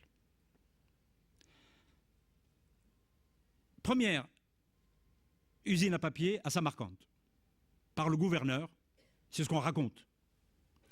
Le gouverneur, c'est un Barmékide de l'époque de Haroun al-Rachid. Deuxième usine à papier à Bagdad, vers la fin du 8e siècle, règne de Haroun al-Rachid. Et puis après, ça va essaimer. Alors il y a eu des thèses qui ont été faites sur l'histoire de l'industrie du papier. Nous avons même des livres, un livre très important qui a été écrit au Maghreb, en Ifriqiya, c'est-à-dire une partie de la Tunisie actuelle, par Badis, qui était lui-même un prince, sur les techniques du papier. Donc vous voyez, nous sommes même arrivés à écrire des ouvrages sur comment fabriquer le papier, les différents types de papier. Bien. Mais cette industrie va accompagner, donc ce n'est plus des facteurs premiers du développement des sciences, mais ce sont des facteurs d'accompagnement. Le mécénat, les bibliothèques, les institutions, le mécénat, l'industrie du papier vont être des facteurs d'accompagnement et de consolidation des activités scientifiques. Il y a eu la fluidité des communications, bien sûr, qui permettait aux scientifiques de correspondre entre eux, soit parce qu'il y avait des systèmes de poste à des époques données, soit parce que les gens se déplaçaient de foyer scientifique en foyer scientifique. Pour vous donner une image très simple, un manuscrit, un livre de mathématiques ou d'astronomie pouvait être produit à Saragosse, au XIe siècle, prenons le XIe siècle qui est le siècle où il y a eu une uniformisation du niveau scientifique de Saragosse à Samarcande. Et ça montre d'ailleurs la fluidité de la circulation, puisque à peu près on faisait la même astronomie, la même mathématique, la même chimie, la même physique dans tous les foyers scientifiques de l'Empire, à des milliers de kilomètres, en langue arabe toujours. Bien, imaginez un livre qui va partir de Saragosse, qui traverse la péninsule ibérique, évidemment qui s'arrête à Valence, qui s'arrête à Séville, mais qui est recopié. Bon, les copies restent, ou d'autres copies circulent, et puis l'original reste. Il passe à Fès, il passe à Marrakech, non, 11e siècle, Marrakech n'existe pas encore, pardon. Donc il passe par exemple à Bougie. Béjaïa, c'est une ville qui est moyenne aujourd'hui en Algérie, mais qui était un foyer scientifique au 11e, 12e, 13e siècle, qui a produit des mathématiciens, des astronomes, des philosophes, des théologiens, et qui passe au Caire, qui est enseigné au Caire pendant un certain temps, parce que des professeurs se sont déplacés avec leur bibliothèque. On retrouve ensuite à Bagdad, et on le retrouve même, ce livre, dans l'observatoire de Maraga, qui est en Asie, qui est en Iran aujourd'hui, et qui est enseigné, et même commenté, et même critiqué. Et voilà donc le destin d'un livre. Ben, je vous ai raconté juste cette petite anecdote rapide, parce que cette histoire, je la connais plus en détail. J'ai eu une conférence de 2 heures sur l'histoire de la circulation de ce livre qui a été écrit à Saragosse, surtout qu'il a été écrit par quelqu'un d'absolument étonnant, qui était le roi de Saragosse, et qui s'ennuyait en attendant d'être roi. Imaginez le prince Albert. Qui attend. Il a attendu plus que le prince Albert. Il a attendu 45 ans. Et son père ne voulait pas mourir. C'était un grand roi, un little big man. C'était un petit grand roi à Saragosse, un petit royaume. Eh bien, quand il est mort, heureusement qu'il est mort tard, le père. Parce que l'autre a eu le temps de faire des mathématiques, de la philosophie, de l'astronomie, d'être reconnu par les spécialistes de l'époque, par les communautés scientifiques, d'avoir écrit des livres, dont ce livre qui va avoir un destin absolument extraordinaire, que je vous raconterai peut-être un jour à la Cité des Sciences. Et évidemment, je terminerai ces points importants par quel est le lien, quel est le rôle du corpus de l'islam sur le développement des sciences. J'ai laissé les questions délicates à la fin. Et aussi, en même temps, quel est le lien entre la pratique religieuse musulmane et le développement des sciences. Je vais répondre aux deux en même temps. Première question. Est-ce que cette question est importante parce que si on répond correctement et de manière acceptable à cette question pour le démarrage des sciences, ça nous aidera à répondre correctement et de manière acceptable pour le déclin des sciences. Parce que ça touche un même phénomène qui est toujours là, qui est l'islam et les musulmans. Soit au début, soit à la fin. On est d'accord? Enfin, au début ou à la fin des sciences, je veux dire. Alors, quel est le lien entre le corpus de l'islam et les sciences? Ben moi, j'ai cherché, je ne suis pas le seul, si dans le corpus religieux, il y avait des jugements sur les sciences, positifs ou négatifs. D'abord, une première constatation, on peut le faire maintenant avec Internet, parce que le Coran est sur Internet, et donc il est ouvert, c'est-à-dire que vous prenez le mot « science », et vous faites recherche, et vous avez le mot « science » dans tout le Coran. Avant, on ne pouvait pas le faire, c'est fastidieux. Il y avait des dictionnaires du Coran. Donc vous voyez, et puis vous regardez, est-ce que le mot « science », l'occurrence, elle est dans des phrases positives ou négatives ou neutres? C'est un bon travail d'étudiant, là, pour les occuper, les étudiants. Faites-moi ça. Voilà. Première constatation, je n'ai trouvé aucune phrase, je parle en tant qu'universitaire, hein. Je ne suis ni mollah, ni ayatollah. Bon, je suis fils d'un ancien curé de campagne, d'un imam, d'accord. Dans les pays musulmans, on les appelle des imams, hein, les curés de campagne. Bon, donc, mais qui m'a mis quand même à l'école de la République. Vous voyez, il était très ouvert, très tolérant, etc., etc. Donc je ne défends personne. Mais je n'ai trouvé aucune phrase du Coran qui soit interprétable comme opposée à la pratique scientifique. Moi, je vous le dis officiellement, hein, vous pouvez le... Par contre, on trouve des tas de phrases qui, du moins au premier degré, sont en faveur des sciences. Je vous lis 2 ou 3. Parce qu'il y a problème, bien sûr. Chapitre 12, verset 76. Nous élèverons qui nous voulons selon des degrés. Et au-dessus de chaque homme de science, il y a un plus savant. Chapitre 20, verset 114. Allah qui parle au prophète dit « Dieu, ajoute-moi de la science ». Enfin, chapitre 58, verset 11. « Dieu élèvera selon des degrés ceux parmi vous qui ont cru et ceux qui ont acquis de la science. » Le seul problème dans ces versets, c'est qu'il faut qu'on définisse qu'est-ce qu'on entend par science. Personne n'a posé la question à Dieu. Ce sont les paroles de Dieu. Les paroles de Dieu vont être soumises à l'exégèse. Donc là, je vous ai lu les paroles de Dieu qui peuvent être lues positivement, donc exégèse positive, qui peuvent être lues d'une manière neutre, qui peuvent être lues avec une interprétation contre telle ou telle science. Donc, ce ne sont pas les paroles de Dieu qui, étymologiquement, sont pour ou contre la science, elles ont même l'air d'être pour la science, mais ce sont les exégèses qui vont arriver à partir du IXe siècle, qui vont interpréter ces phrases de la manière que je dirai tout à l'heure, si j'ai le temps. Ben sinon, vous lirez des livres. Par contre, les paroles du prophète, elles, sont encore plus explicites. Alors, les paroles du prophète, il y a un florilège de paroles en faveur des sciences. Aucune n'est contre les sciences, sauf une. Ah, ça devient passionnant. Sauf une où il aurait dit « Dieu, préserve-moi des sciences dangereuses. » Ou des sciences inutiles, je ne me souviens pas des sciences dangereuses. Eh bien, cette phrase, elle est considérée comme étant une phrase du prophète. Seulement voilà, je vais vous lire les autres, qui sont positives apparemment, et puis je vais relativiser toutes les phrases. C'est mon rôle, hein, je suis universitaire, avec tout le respect que je dois évidemment au prophète. Enfin, je ne vais pas relativiser la phrase, je vais relativiser l'interprétation du sens. Première phrase. Le prophète aurait dit « La quête de la science est un devoir pour chaque musulman ». C'est joli, ça. N'oubliez pas que ce que je vais vous lire, ce sont des phrases qu'on nous a inculquées quand on était enfant. Qu'on ne nous a pas seulement inculqué, si vous voulez, l'aspect cultuel de l'islam. Comment faire la prière, comment, etc. On nous a inculqué, comme tout le monde, dans les religions, c'est la générosité, tout l'aspect moral des religions, l'aspect cultuel, bien sûr. Mais il y a un aspect, ici, on ne sait pas où le mettre. Première phrase, la quête de la science est un devoir pour chaque musulman. Deuxième phrase, lorsqu'un être humain meurt, son action s'interrompt, sauf dans 3 domaines.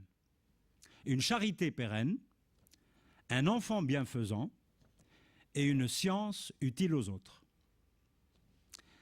Troisième phrase du prophète, attribuée au prophète.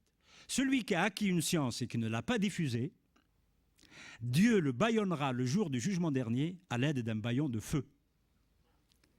Et la dernière qui est aussi jolie, on ne doit pas bénir le jour où on n'acquiert pas plus de science.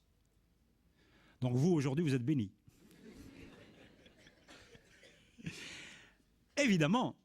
Donc vous voyez, première lecture, effectivement, à part la fameuse phrase attribuée au prophète, pas par tous, par quelques théologiens, en général, à 99%, le corpus a été perçu par la majorité des gens, en particulier par la communauté scientifique, comme étant un facteur favorable au développement des sciences tous azimuts. Tous azimuts. Et lorsque les débats vont commencer à partir du début du IXe siècle, il y aura 2 camps. Ceux qui disent, attention, il faut interpréter les paroles de Dieu et les paroles du prophète en définissant ce qu'on entend par science. Dieu ne voulait parler que des sciences religieuses. Le prophète ne voulait parler que des sciences religieuses ou, au mieux, que des sciences utiles à la communauté. Donc, il faut distinguer, alors il y en a qui vont distinguer sciences religieuses et tous les autres, on va les appeler les sciences des anciens, sous-entendu les infidèles, les païens, etc., les Grecs, les Indiens et compagnie, les Égyptiens. Donc, il faut les condamner. Alors, il y aura des gens qui vont condamner ces sciences, dès le IXe siècle. Puis, il y aura des gens qui disent, non, il faut interpréter, c'est une religion d'ouverture, elle l'a montré dans toute sa politique avec les communautés, etc., parce qu'elle a aussi toutes ces attitudes qui sont l'interprétation des fameuses phrases du Coran du style « il n'y a pas de contrainte en religion », etc., etc. Donc, il s'agit de toutes les sciences. Dieu connaît la création, c'est lui le responsable de la création. Dieu est le plus savant, il connaît toutes les lois de la nature, mais Dieu encourage les hommes à connaître les lois de la nature, ou au moins une partie de sa science. Et donc, il ne peut pas empêcher les fidèles à connaître une partie des lois de la nature. Voilà. Eh bien, il y avait ce camp aussi. Le seul problème, c'est qu'au 9e, 10e, 11e, 12e siècle, le camp favorable à une interprétation moderniste, si j'ose dire, pour les sciences tous azimuts, c'était lui qui était dominant sur le plan idéologique, soutenu par des pouvoirs éclairés, etc. À partir du XIVe siècle, le courant qui a toujours existé, mais qui était plus un peu frileux, qui va devenir de plus en plus frileux pour des raisons que j'évoquerai tout à l'heure si j'ai le temps, mais je pense que le temps passe. Eh bien, ceux-là vont de plus en plus avoir le vent en poupe. Et ils vont considérer que c'est eux qui avaient raison et qu'il vaut mieux développer les sciences de la tradition, les sciences de transmission, plutôt que les sciences rationnelles. Et donc, il va y avoir une tendance à partir du XIVe siècle à développer, non pas à éliminer les sciences anciennes, puisqu'elles existaient avec un grand corpus, mais plutôt à favoriser les autres. Et c'est un des facteurs d'ailleurs du déclin. Voilà. Donc normalement, je devrais finir ma conférence là maintenant, parce qu'il est 8 heures. Alors c'est là où ça commence, vous voyez, 754-833. alors, si vous me donnez 5 minutes, je vais aller vite. On dit toujours ça, hein. On dit toujours ça. Alors, qu'est-ce qui va se passer de 754 à 833 ? Il y a eu études sur la langue arabe. Alors bizarrement, hein, les gens croient que les Arabes se sont précipités sur les sciences grecques et indiennes. Non, non, non, ils ont commencé par étudier leur langue. C'est normal, c'était le vecteur de la religion, le vecteur de la culture, le vecteur de l'idéologie. Donc il va y avoir des études sur la linguistique, la lexicographie, la grammaire, la morphologie, la métrique. Ensuite, collecte et authentification des hadiths, des paroles du prophète. C'était un programme très important. Et c'est là où s'est posée la question de quelles sont les phrases du prophète qui sont authentiques ou pas authentiques. Bien justement, la phrase que je vous ai dite, qui est « Dieu protège-moi des sciences dangereuses ou inutiles », eh bien, la majorité des spécialistes de l'authentification des hadiths, ce sont des grands bons hommes du 8e siècle, du 9e siècle, la majorité disent que cette parole n'est pas authentique à 100%, qu'elle est même faible, c'est-à-dire authentique à moins de 50%.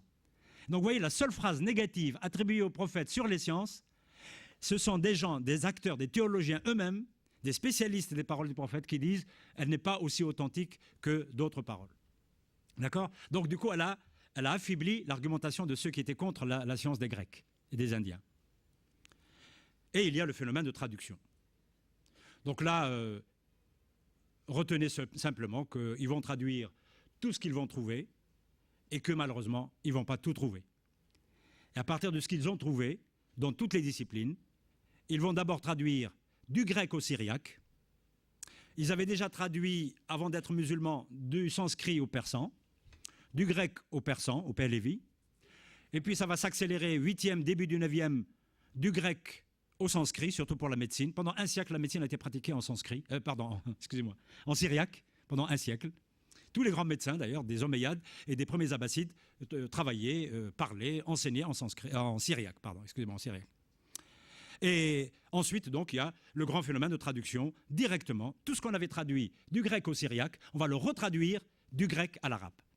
Et mieux que ça, les piliers des sciences, les bibles des sciences, par exemple les éléments d'Euclide, l'Almageste de Ptolémée, les Coniques d'Apollonius, certains livres de médecine de Galien, certains livres d'Aristote, vont être traduits une première fois, une deuxième fois, une troisième fois. La troisième fois, le livre est révisé par un grand savant, spécialiste. Et aujourd'hui, les chercheurs doivent démêler pour savoir ce qui nous est parvenu. Est-ce une partie de la première traduction, de la deuxième, de la troisième qui a été révisée ou pas révisée? Eh bien, ce sont les sujets de nos recherches. Il faut bien vivre pour justifier un peu l'argent que nous donne le gouvernement. Les institutions d'enseignement, bien sûr, qui vont se développer. Les bibliothèques et fondations qui vont se développer aussi. Vous voyez, ça va aller vite maintenant. Et puis, alors, pour les traductions, on va prendre tout ce qu'on trouve. Là, je vous montre un peu. Ça, c'est ce qu'on savait en géographie, dans la tradition latine, dans la péninsule ibérique. Le monde est divisé en 3 parties. Regardez, l'Asie en haut, l'Europe, l'Afrique. Ça, c'est la carte de géographie de l'Europe, des Européens, quand ils voulaient représenter le monde. Ben, quand les premiers musulmans vont arriver dans la péninsule ibérique, ben, les premiers musulmans qui arrivent dans la péninsule ibérique n'avaient même pas cette carte. Donc ils considéraient que c'était une bonne chose. Qu'est-ce qu'ils vont faire? Eh bien, ils vont récupérer cette carte et ils vont la recopier. Ou voilà. Donc les premières cartes musulmanes de la péninsule ibérique sont totalement fausses, mais sont du copier-coller de l'ignorance des Européens du 7e siècle, du 8e siècle. Voilà. Ensuite, évidemment, ça, nous sommes en Occident. Mais l'Orient est plus savant. L'Orient grec, l'Orient byzantin, l'Orient persan est plus savant. Donc, ces cartes vont être balayées très vite, parce que la circulation va permettre à la science d'Orient, va arriver au Maghreb, par Kérouan, puis ensuite à Cordoue, très très vite, en l'espace de quelques décennies. Voici une page juste pour vous faire rêver un peu, voyager. C'est des mathématiques en sanskrit, mathématiques indiennes. Alors, voici une page d'Euclide. C'est la géométrie d'Euclide. Les éléments d'Euclide sont en 13 livres. Voici une traduction des éléments d'Euclide. Les Arabes étaient tellement pressés de traduire que parfois ils ne mettaient même pas la traduction du mot grec. Là, par exemple, on devrait mettre le livre des éléments d'Euclide. Là, ils ont mis le mot grec, ostoursat, ils l'ont arabisé, et puis ça ne les gênait pas du tout. Parce que c'était la phase des inventeurs. Vous savez, quand on est dans une phase de construction, les Arabes n'avaient aucun complexe. Aujourd'hui, si vous allez dans des académies, moi j'ai assisté à des réunions dans des académies ou des comités scientifiques internationaux, enfin arabes, pour discuter de quelle est la terminologie, quel est le mot pour dire espace vectoriel pour enseigner les mathématiques en arabe. Ben, on a mis une semaine à Rabat dans un superbe hôtel à 5 étoiles pour faire les mots de A jusqu'à D. Nous, ça nous arrangeait de traîner un peu pour revenir à l'hôtel parce qu'il était super. Et donc, on a eu des discussions byzantines. Au IXe siècle, les Arabes n'ont jamais pensé avoir des discussions byzantines. Il n'y avait pas d'académie. L'académie de la Maison de la Sagesse, c'était un mythe fondateur. On ne discutait pas du dictionnaire, de la terminologie, de la botanique, des mathématiques, de la physique. Non, non, non. On recevait les grands qui venaient parler de leur science, de leur découverte devant le calife, qui était très cultivé. Par contre, ça, bien, ceux qui traduisaient se débrouillaient. Alors, ils se débrouillaient comme ils pouvaient. Quand il n'y avait pas de terminologie, ils traduisaient avec des mots de la vie de tous les jours. Par exemple, quand on traduisait qu'est-ce que c'est qu'un cône, le premier traducteur, Al-Hajjaj, dit un cône. Un cône, eh bien, c'est la figure qui ressemble à l'arbre qui s'appelle le pin, le sapin. C'est long, hein? C'est l'arbre qui ressemble, c'est le cône, c'est la figure qui ressemble au sapin. Et ce n'est que plus tard qu'on a trouvé le mot adéquat, parce que les mathématiques ont progressé. Voilà. Donc il y a de l'audace chez les inventeurs, chez les créateurs, et cette audace est très importante pour expliquer plus tard aussi comment cette audace va décliner, va ralentir, va disparaître, et comment cette société audacieuse va devenir de plus en plus frileuse, cette société qui était offensive va devenir défensive. C'est un des éléments mentaux et psychologiques qu'il faut introduire dans les facteurs de déclin. Et puis ensuite, il y a eu les grands actes de l'activité scientifique arabe des 9e, 11e siècles. Donc je vous montre par image rapidement. Hein. Recherche multiforme en sciences exactes, développement des disciplines nouvelles, algèbre, trigonométrie, sciences du temps, astronomie, synthèse gréco-indienne, observation, mesure, table astronomique. Les Arabes ont eu une attitude très réaliste. Ils ont pris la science indienne, la science mésopotamienne, la science grecque, un peu de science persane. Et dans une première phase, ils ont juxtaposé. Tout était beau à prendre. Juxtaposé. On le voit parfois. Et puis dans une deuxième phase, à partir du milieu du 9e siècle, ils vont, ayant vraiment assimilé les choses, ayant comparé, ayant hiérarchisé le savoir, ayant classifié, en fonction d'ailleurs du discours sur le savoir qui va être emprunté au grec, alors ils vont faire une opération qui est tout à fait originale. C'est la première fois vraiment qu'on l'a faite à cette échelle, une opération de synthèse. Non seulement du savoir scientifique, mais de la manière de produire le savoir. Et cette manière de produire du savoir de la civilisation musulmane, on peut la résumer par la chose suivante. C'est une fusion des deux démarches qui existaient en science, des trois démarches qui existaient en science, la démarche hypothético-déductive grecque, la démarche algorithmique indienne, et une démarche qui a existé ici ou là, mais qui n'a jamais été théorisée, la démarche expérimentale. Et ce sont les hommes de science de l'Empire musulman qui vont mettre sur le même plan la démarche expérimentale comme instrument de la découverte et même de la validation de certains savoirs, au même titre que la démarche hypothético-déductive et le calcul, évidemment, qui est algorithmique. Vous voyez, ce sont donc des apports qualitatifs qui ne sont pas visibles, qu'on ne peut pas montrer à la télévision, mais qui sont cruciaux, qui sont plus importants que les apports quantitatifs qu'on peut égrener en vous donnant la liste des ouvrages qui ont été publiés.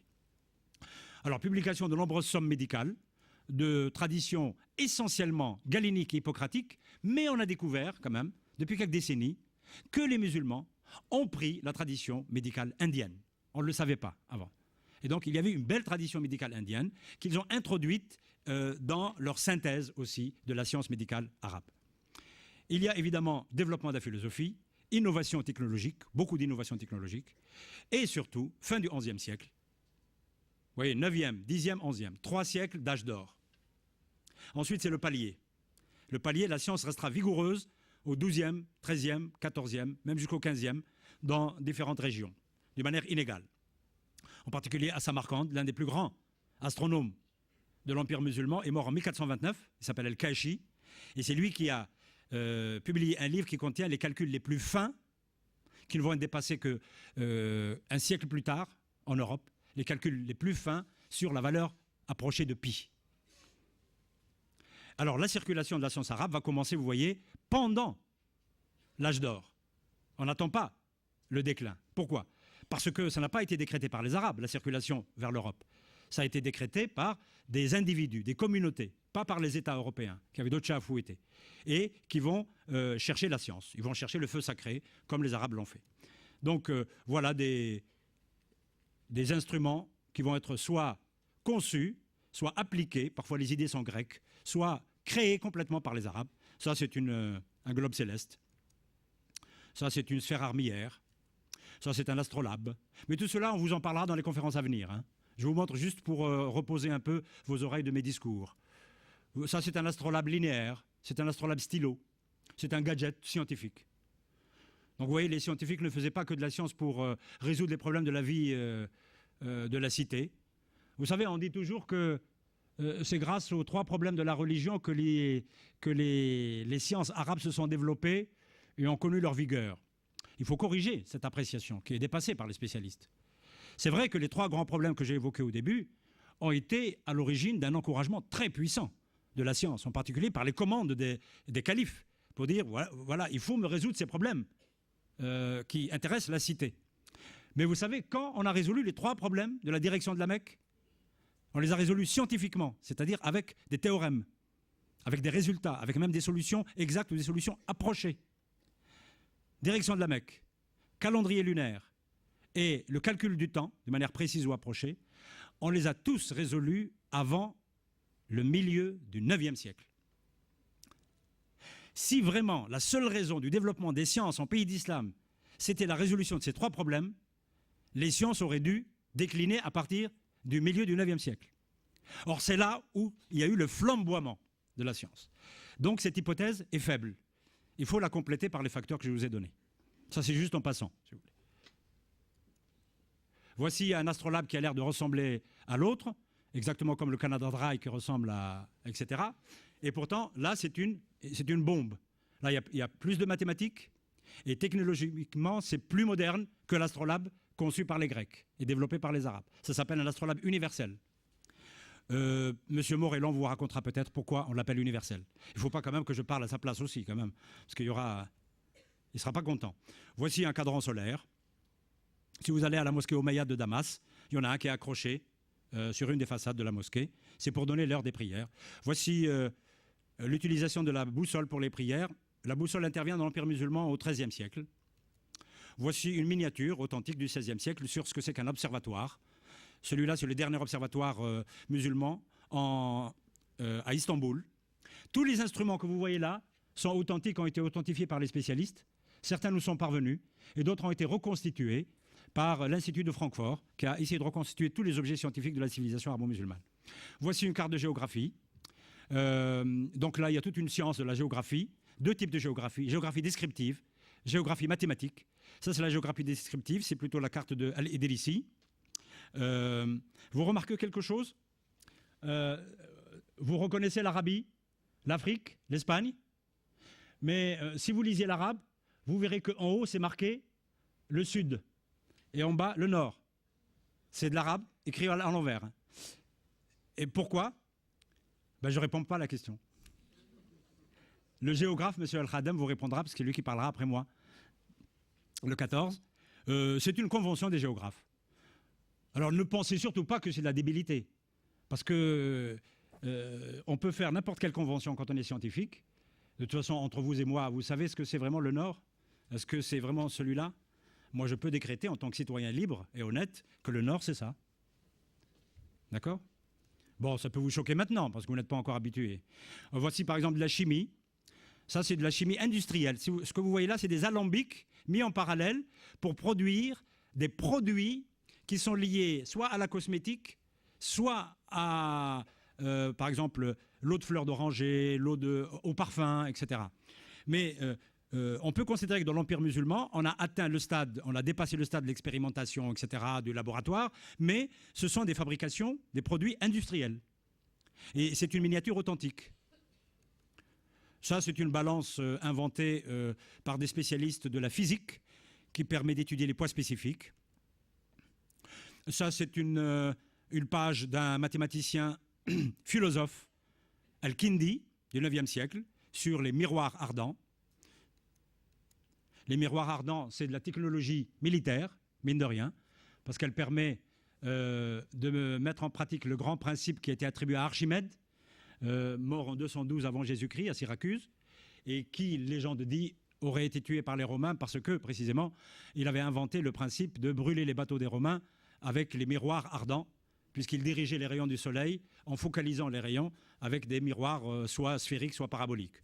Nous pensons maintenant que c'est une légende et que, de toute façon, il est bien mort à Syracuse, effectivement, et il est mort aussi parce qu'il était aussi le chef des ingénieurs, quand même, de la ville de Syracuse qui résistait face aux Romains. Voilà. Mais pas nécessairement parce qu'il a découvert la technologie des miroirs ardents. Ça, c'est de la mécanique hydraulique. C'est une miniature authentique, donc d'un manuscrit qui nous est parvenu, un gros manuscrit qui a été produit au IXe siècle par 3 frères des mathématiciens. On les appelle les frères Banu Moussa. Ça, c'est un livre de mécanique produit dans l'Espagne musulmane. Vous voyez, il est brûlé. Nous n'avons qu'une copie à Florence. Ça, c'est la technologie militaire. Oui. Il y a des livres qui expliquent comment utiliser, comment produire des objets militaires, des outils, etc.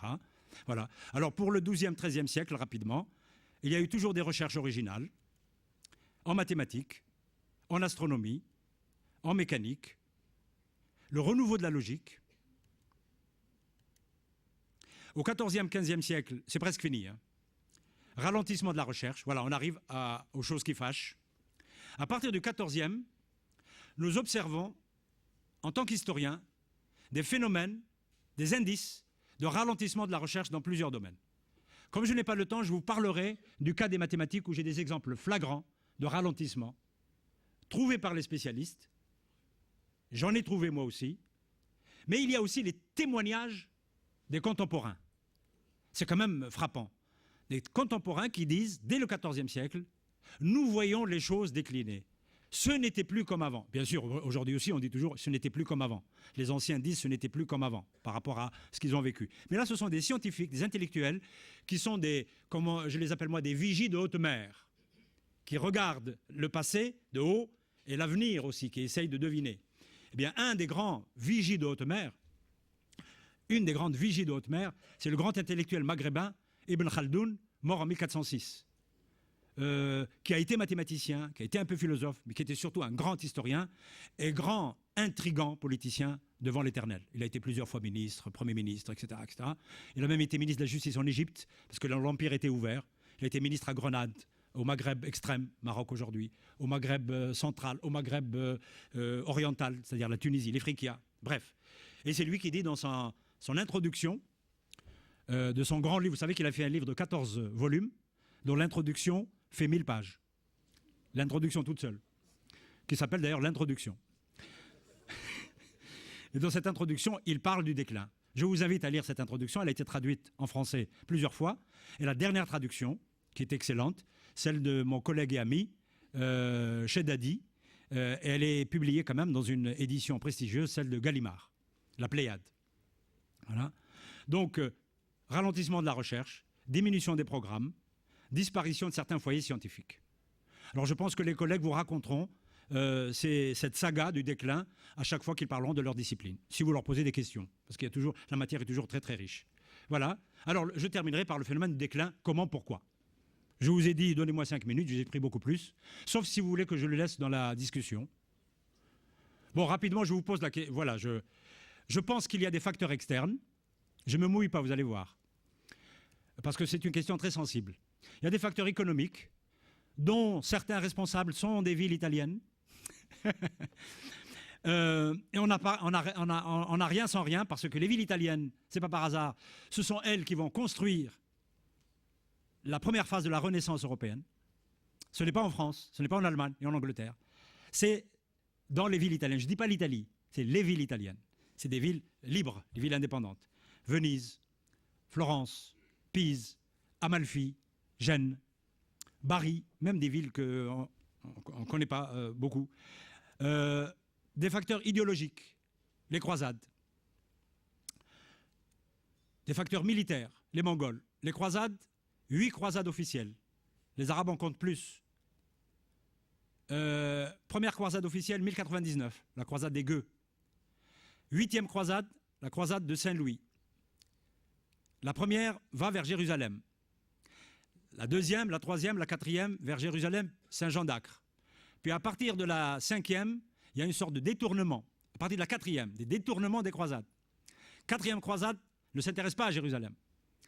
Elle assiège Byzance, elle occupe Byzance et elle récupère Byzance. Elle était financée par les Vénitiens. Parce que Venise était plus intéressée par Byzance que par Jérusalem. Il faut bien vivre. Business is business. Ce n'est pas une critique que je fais à Venise, hein, c'est l'histoire. La 7e croisade, Saint-Louis. C'est à Damiette, l'Égypte. C'est quand même loin. La 8e, c'est près de Tunis. C'est là où meurt Saint-Louis. Ce n'est plus l'Orient, c'est même l'Occident musulman. Et donc, dans l'opération des croisades, il y a l'aspect idéologique, l'aspect militaire, l'aspect économique aussi. Et donc, ce serait plusieurs conférences. Mais je les signale pour pouvoir ensuite, si on a le temps, de voir quels sont les éléments qui permettent d'expliquer l'influence sur le ralentissement des activités scientifiques et d'autres choses, bien sûr. Et puis, évidemment, à partir de la 5e croisade, c'est-à-dire à partir de 1218, 5e croisade 1218, eh bien, un phénomène énorme, une invasion, diront les musulmans, une calamité, diront les musulmans, les historiens, une tornade, un malheur, c'est les Mongols. Ils sont décrits comme ça. Les croisades, il y a eu 8 croisades officielles, peut-être 10 ou 11 aux yeux des musulmans historiens, parce qu'ils intègrent la récupération de Tolède, la Reconquista en Espagne, ils intègrent la Reconquista de Sicile. Parce que pour les musulmans, toute attaque contre la maison de l'islam, ben, c'est une attaque, un point c'est tout. D'ailleurs, ils n'ont pas le terme de croisade, les musulmans. Ils ont les attaques des Francs. On prête qu'aux riches, hein. On a appelé tous les croisés les Francs du nom de la région qui est la France. Parce que les premiers contacts, c'était des gens qui venaient de cette région. Bien. Eh bien, à partir de la 5e croisade, 1218, la tornade arrive de l'Est, Gengis Khan, et puis tous ses enfants et ses petits-enfants, et vous savez que ça va aboutir à la première chute de Bagdad, 1258. Entre parenthèses, vous devriez savoir en tant que citoyen que Bagdad n'a connu que 3 chutes. La première, 1258, la deuxième, c'est Tamerlan, puis la troisième, je pense que vous la connaissez. Les facteurs internes. Alors les facteurs internes sont plus délicats quand on en parle dans les pays arabes et musulmans. Ça fâche beaucoup certaines parties de l'auditoire. Parce que ce sont des choses sensibles, parce que les recherches ne sont pas assez développées, les recherches de manière universitaire ne sont pas assez développées, des domaines entiers sont en friche parce qu'on ne veut pas les développer, parce que ce n'est pas d'actualité, pour des raisons d'ailleurs politiques et idéologiques de ces sociétés arabo-musulmanes. Alors moi je dis qu'il y a des facteurs idéologiques de lutte entre orthodoxes, non-orthodoxes, sunnites, chiites, des sunnites entre eux, des chiites entre eux. Ces luttes ont eu des conséquences très très graves à l'intérieur qui vont s'ajouter aux facteurs externes des mouvements de conquête venant de l'Est et des mouvements de conquête venant de l'Ouest. Des facteurs internes économiques comme la raréfaction de l'or qui venait des pays noirs, comme la fermeture des routes commerciales importantes, en particulier à cause des guerres internes entre pouvoirs musulmans. Des épidémies. On a rarement intégré les épidémies qui ont été très importantes dans les pays musulmans, en particulier à partir du XIIIe siècle. Vous les connaissez en Europe, mais on n'a pas encore fait l'histoire des épidémies dans l'Empire musulman. Je crois qu'il faut s'arrêter. Oui, bien sûr. Donc à partir de cette énumération, je vous laisse... disons, le soin de réfléchir sur tous ces facteurs, il y en a d'autres, et puis peut-être qu'un jour, le débat sera mûr. Donc moi, je ne suis pas favorable à ce qu'on débatte de la question du déclin. Autant on peut débattre de la question de la naissance, du développement, de ralentissement même des sciences, mais la question du déclin, pour le moment, les recherches ne sont pas assez avancées, et dans le contexte actuel, c'est un sujet tellement passionnel, parce que ça peut même virer vers des polémiques plutôt que vers des débats sereins. Alors, je tiens à m'excuser fortement de vous avoir entraîné dans cette histoire un peu impressionniste, parce que je n'ai pas raconté les faits dans le détail, mais c'est juste pour vous donner une envie de continuer à écouter les histoires, exactement comme Scheherazade donnait envie à son roi de pouvoir écouter l'histoire qui va venir le lendemain. Vous, ça sera la semaine le 14, et j'espère qu'on vous retrouvera aussi le 21, etc. Vous verrez, c'est encore plus passionnant, cette extraordinaire aventure humaine, qui n'est pas seulement aventure des Arabes, des musulmans, mais des Juifs, des chrétiens, des Berbères, des Espagnols, des Portugais, des Persans, des Indiens. Il y a eu même un mathématicien chinois, il est fiché par la police, chinois, qui a été astronome à Maraga. On a des intellectuels indiens qui sont venus apprendre l'arabe, et chose enfin très jolie, des jeunes qui avaient 18 ans, 19 ans, 20 ans, qui ont quitté les brumes du Nord, de Londres, d'Allemagne, de Belgique, d'Italie, de France, et qui sont venus à pied à Tolède au début du XIIe siècle. Ils s'appellent Gérard de Crémone, Robert de Chester, Plateau de Tivoli, qui ont appris l'arabe pour voler le feu sacré, pour continuer l'aventure humaine qui est l'aventure scientifique. Je vous remercie.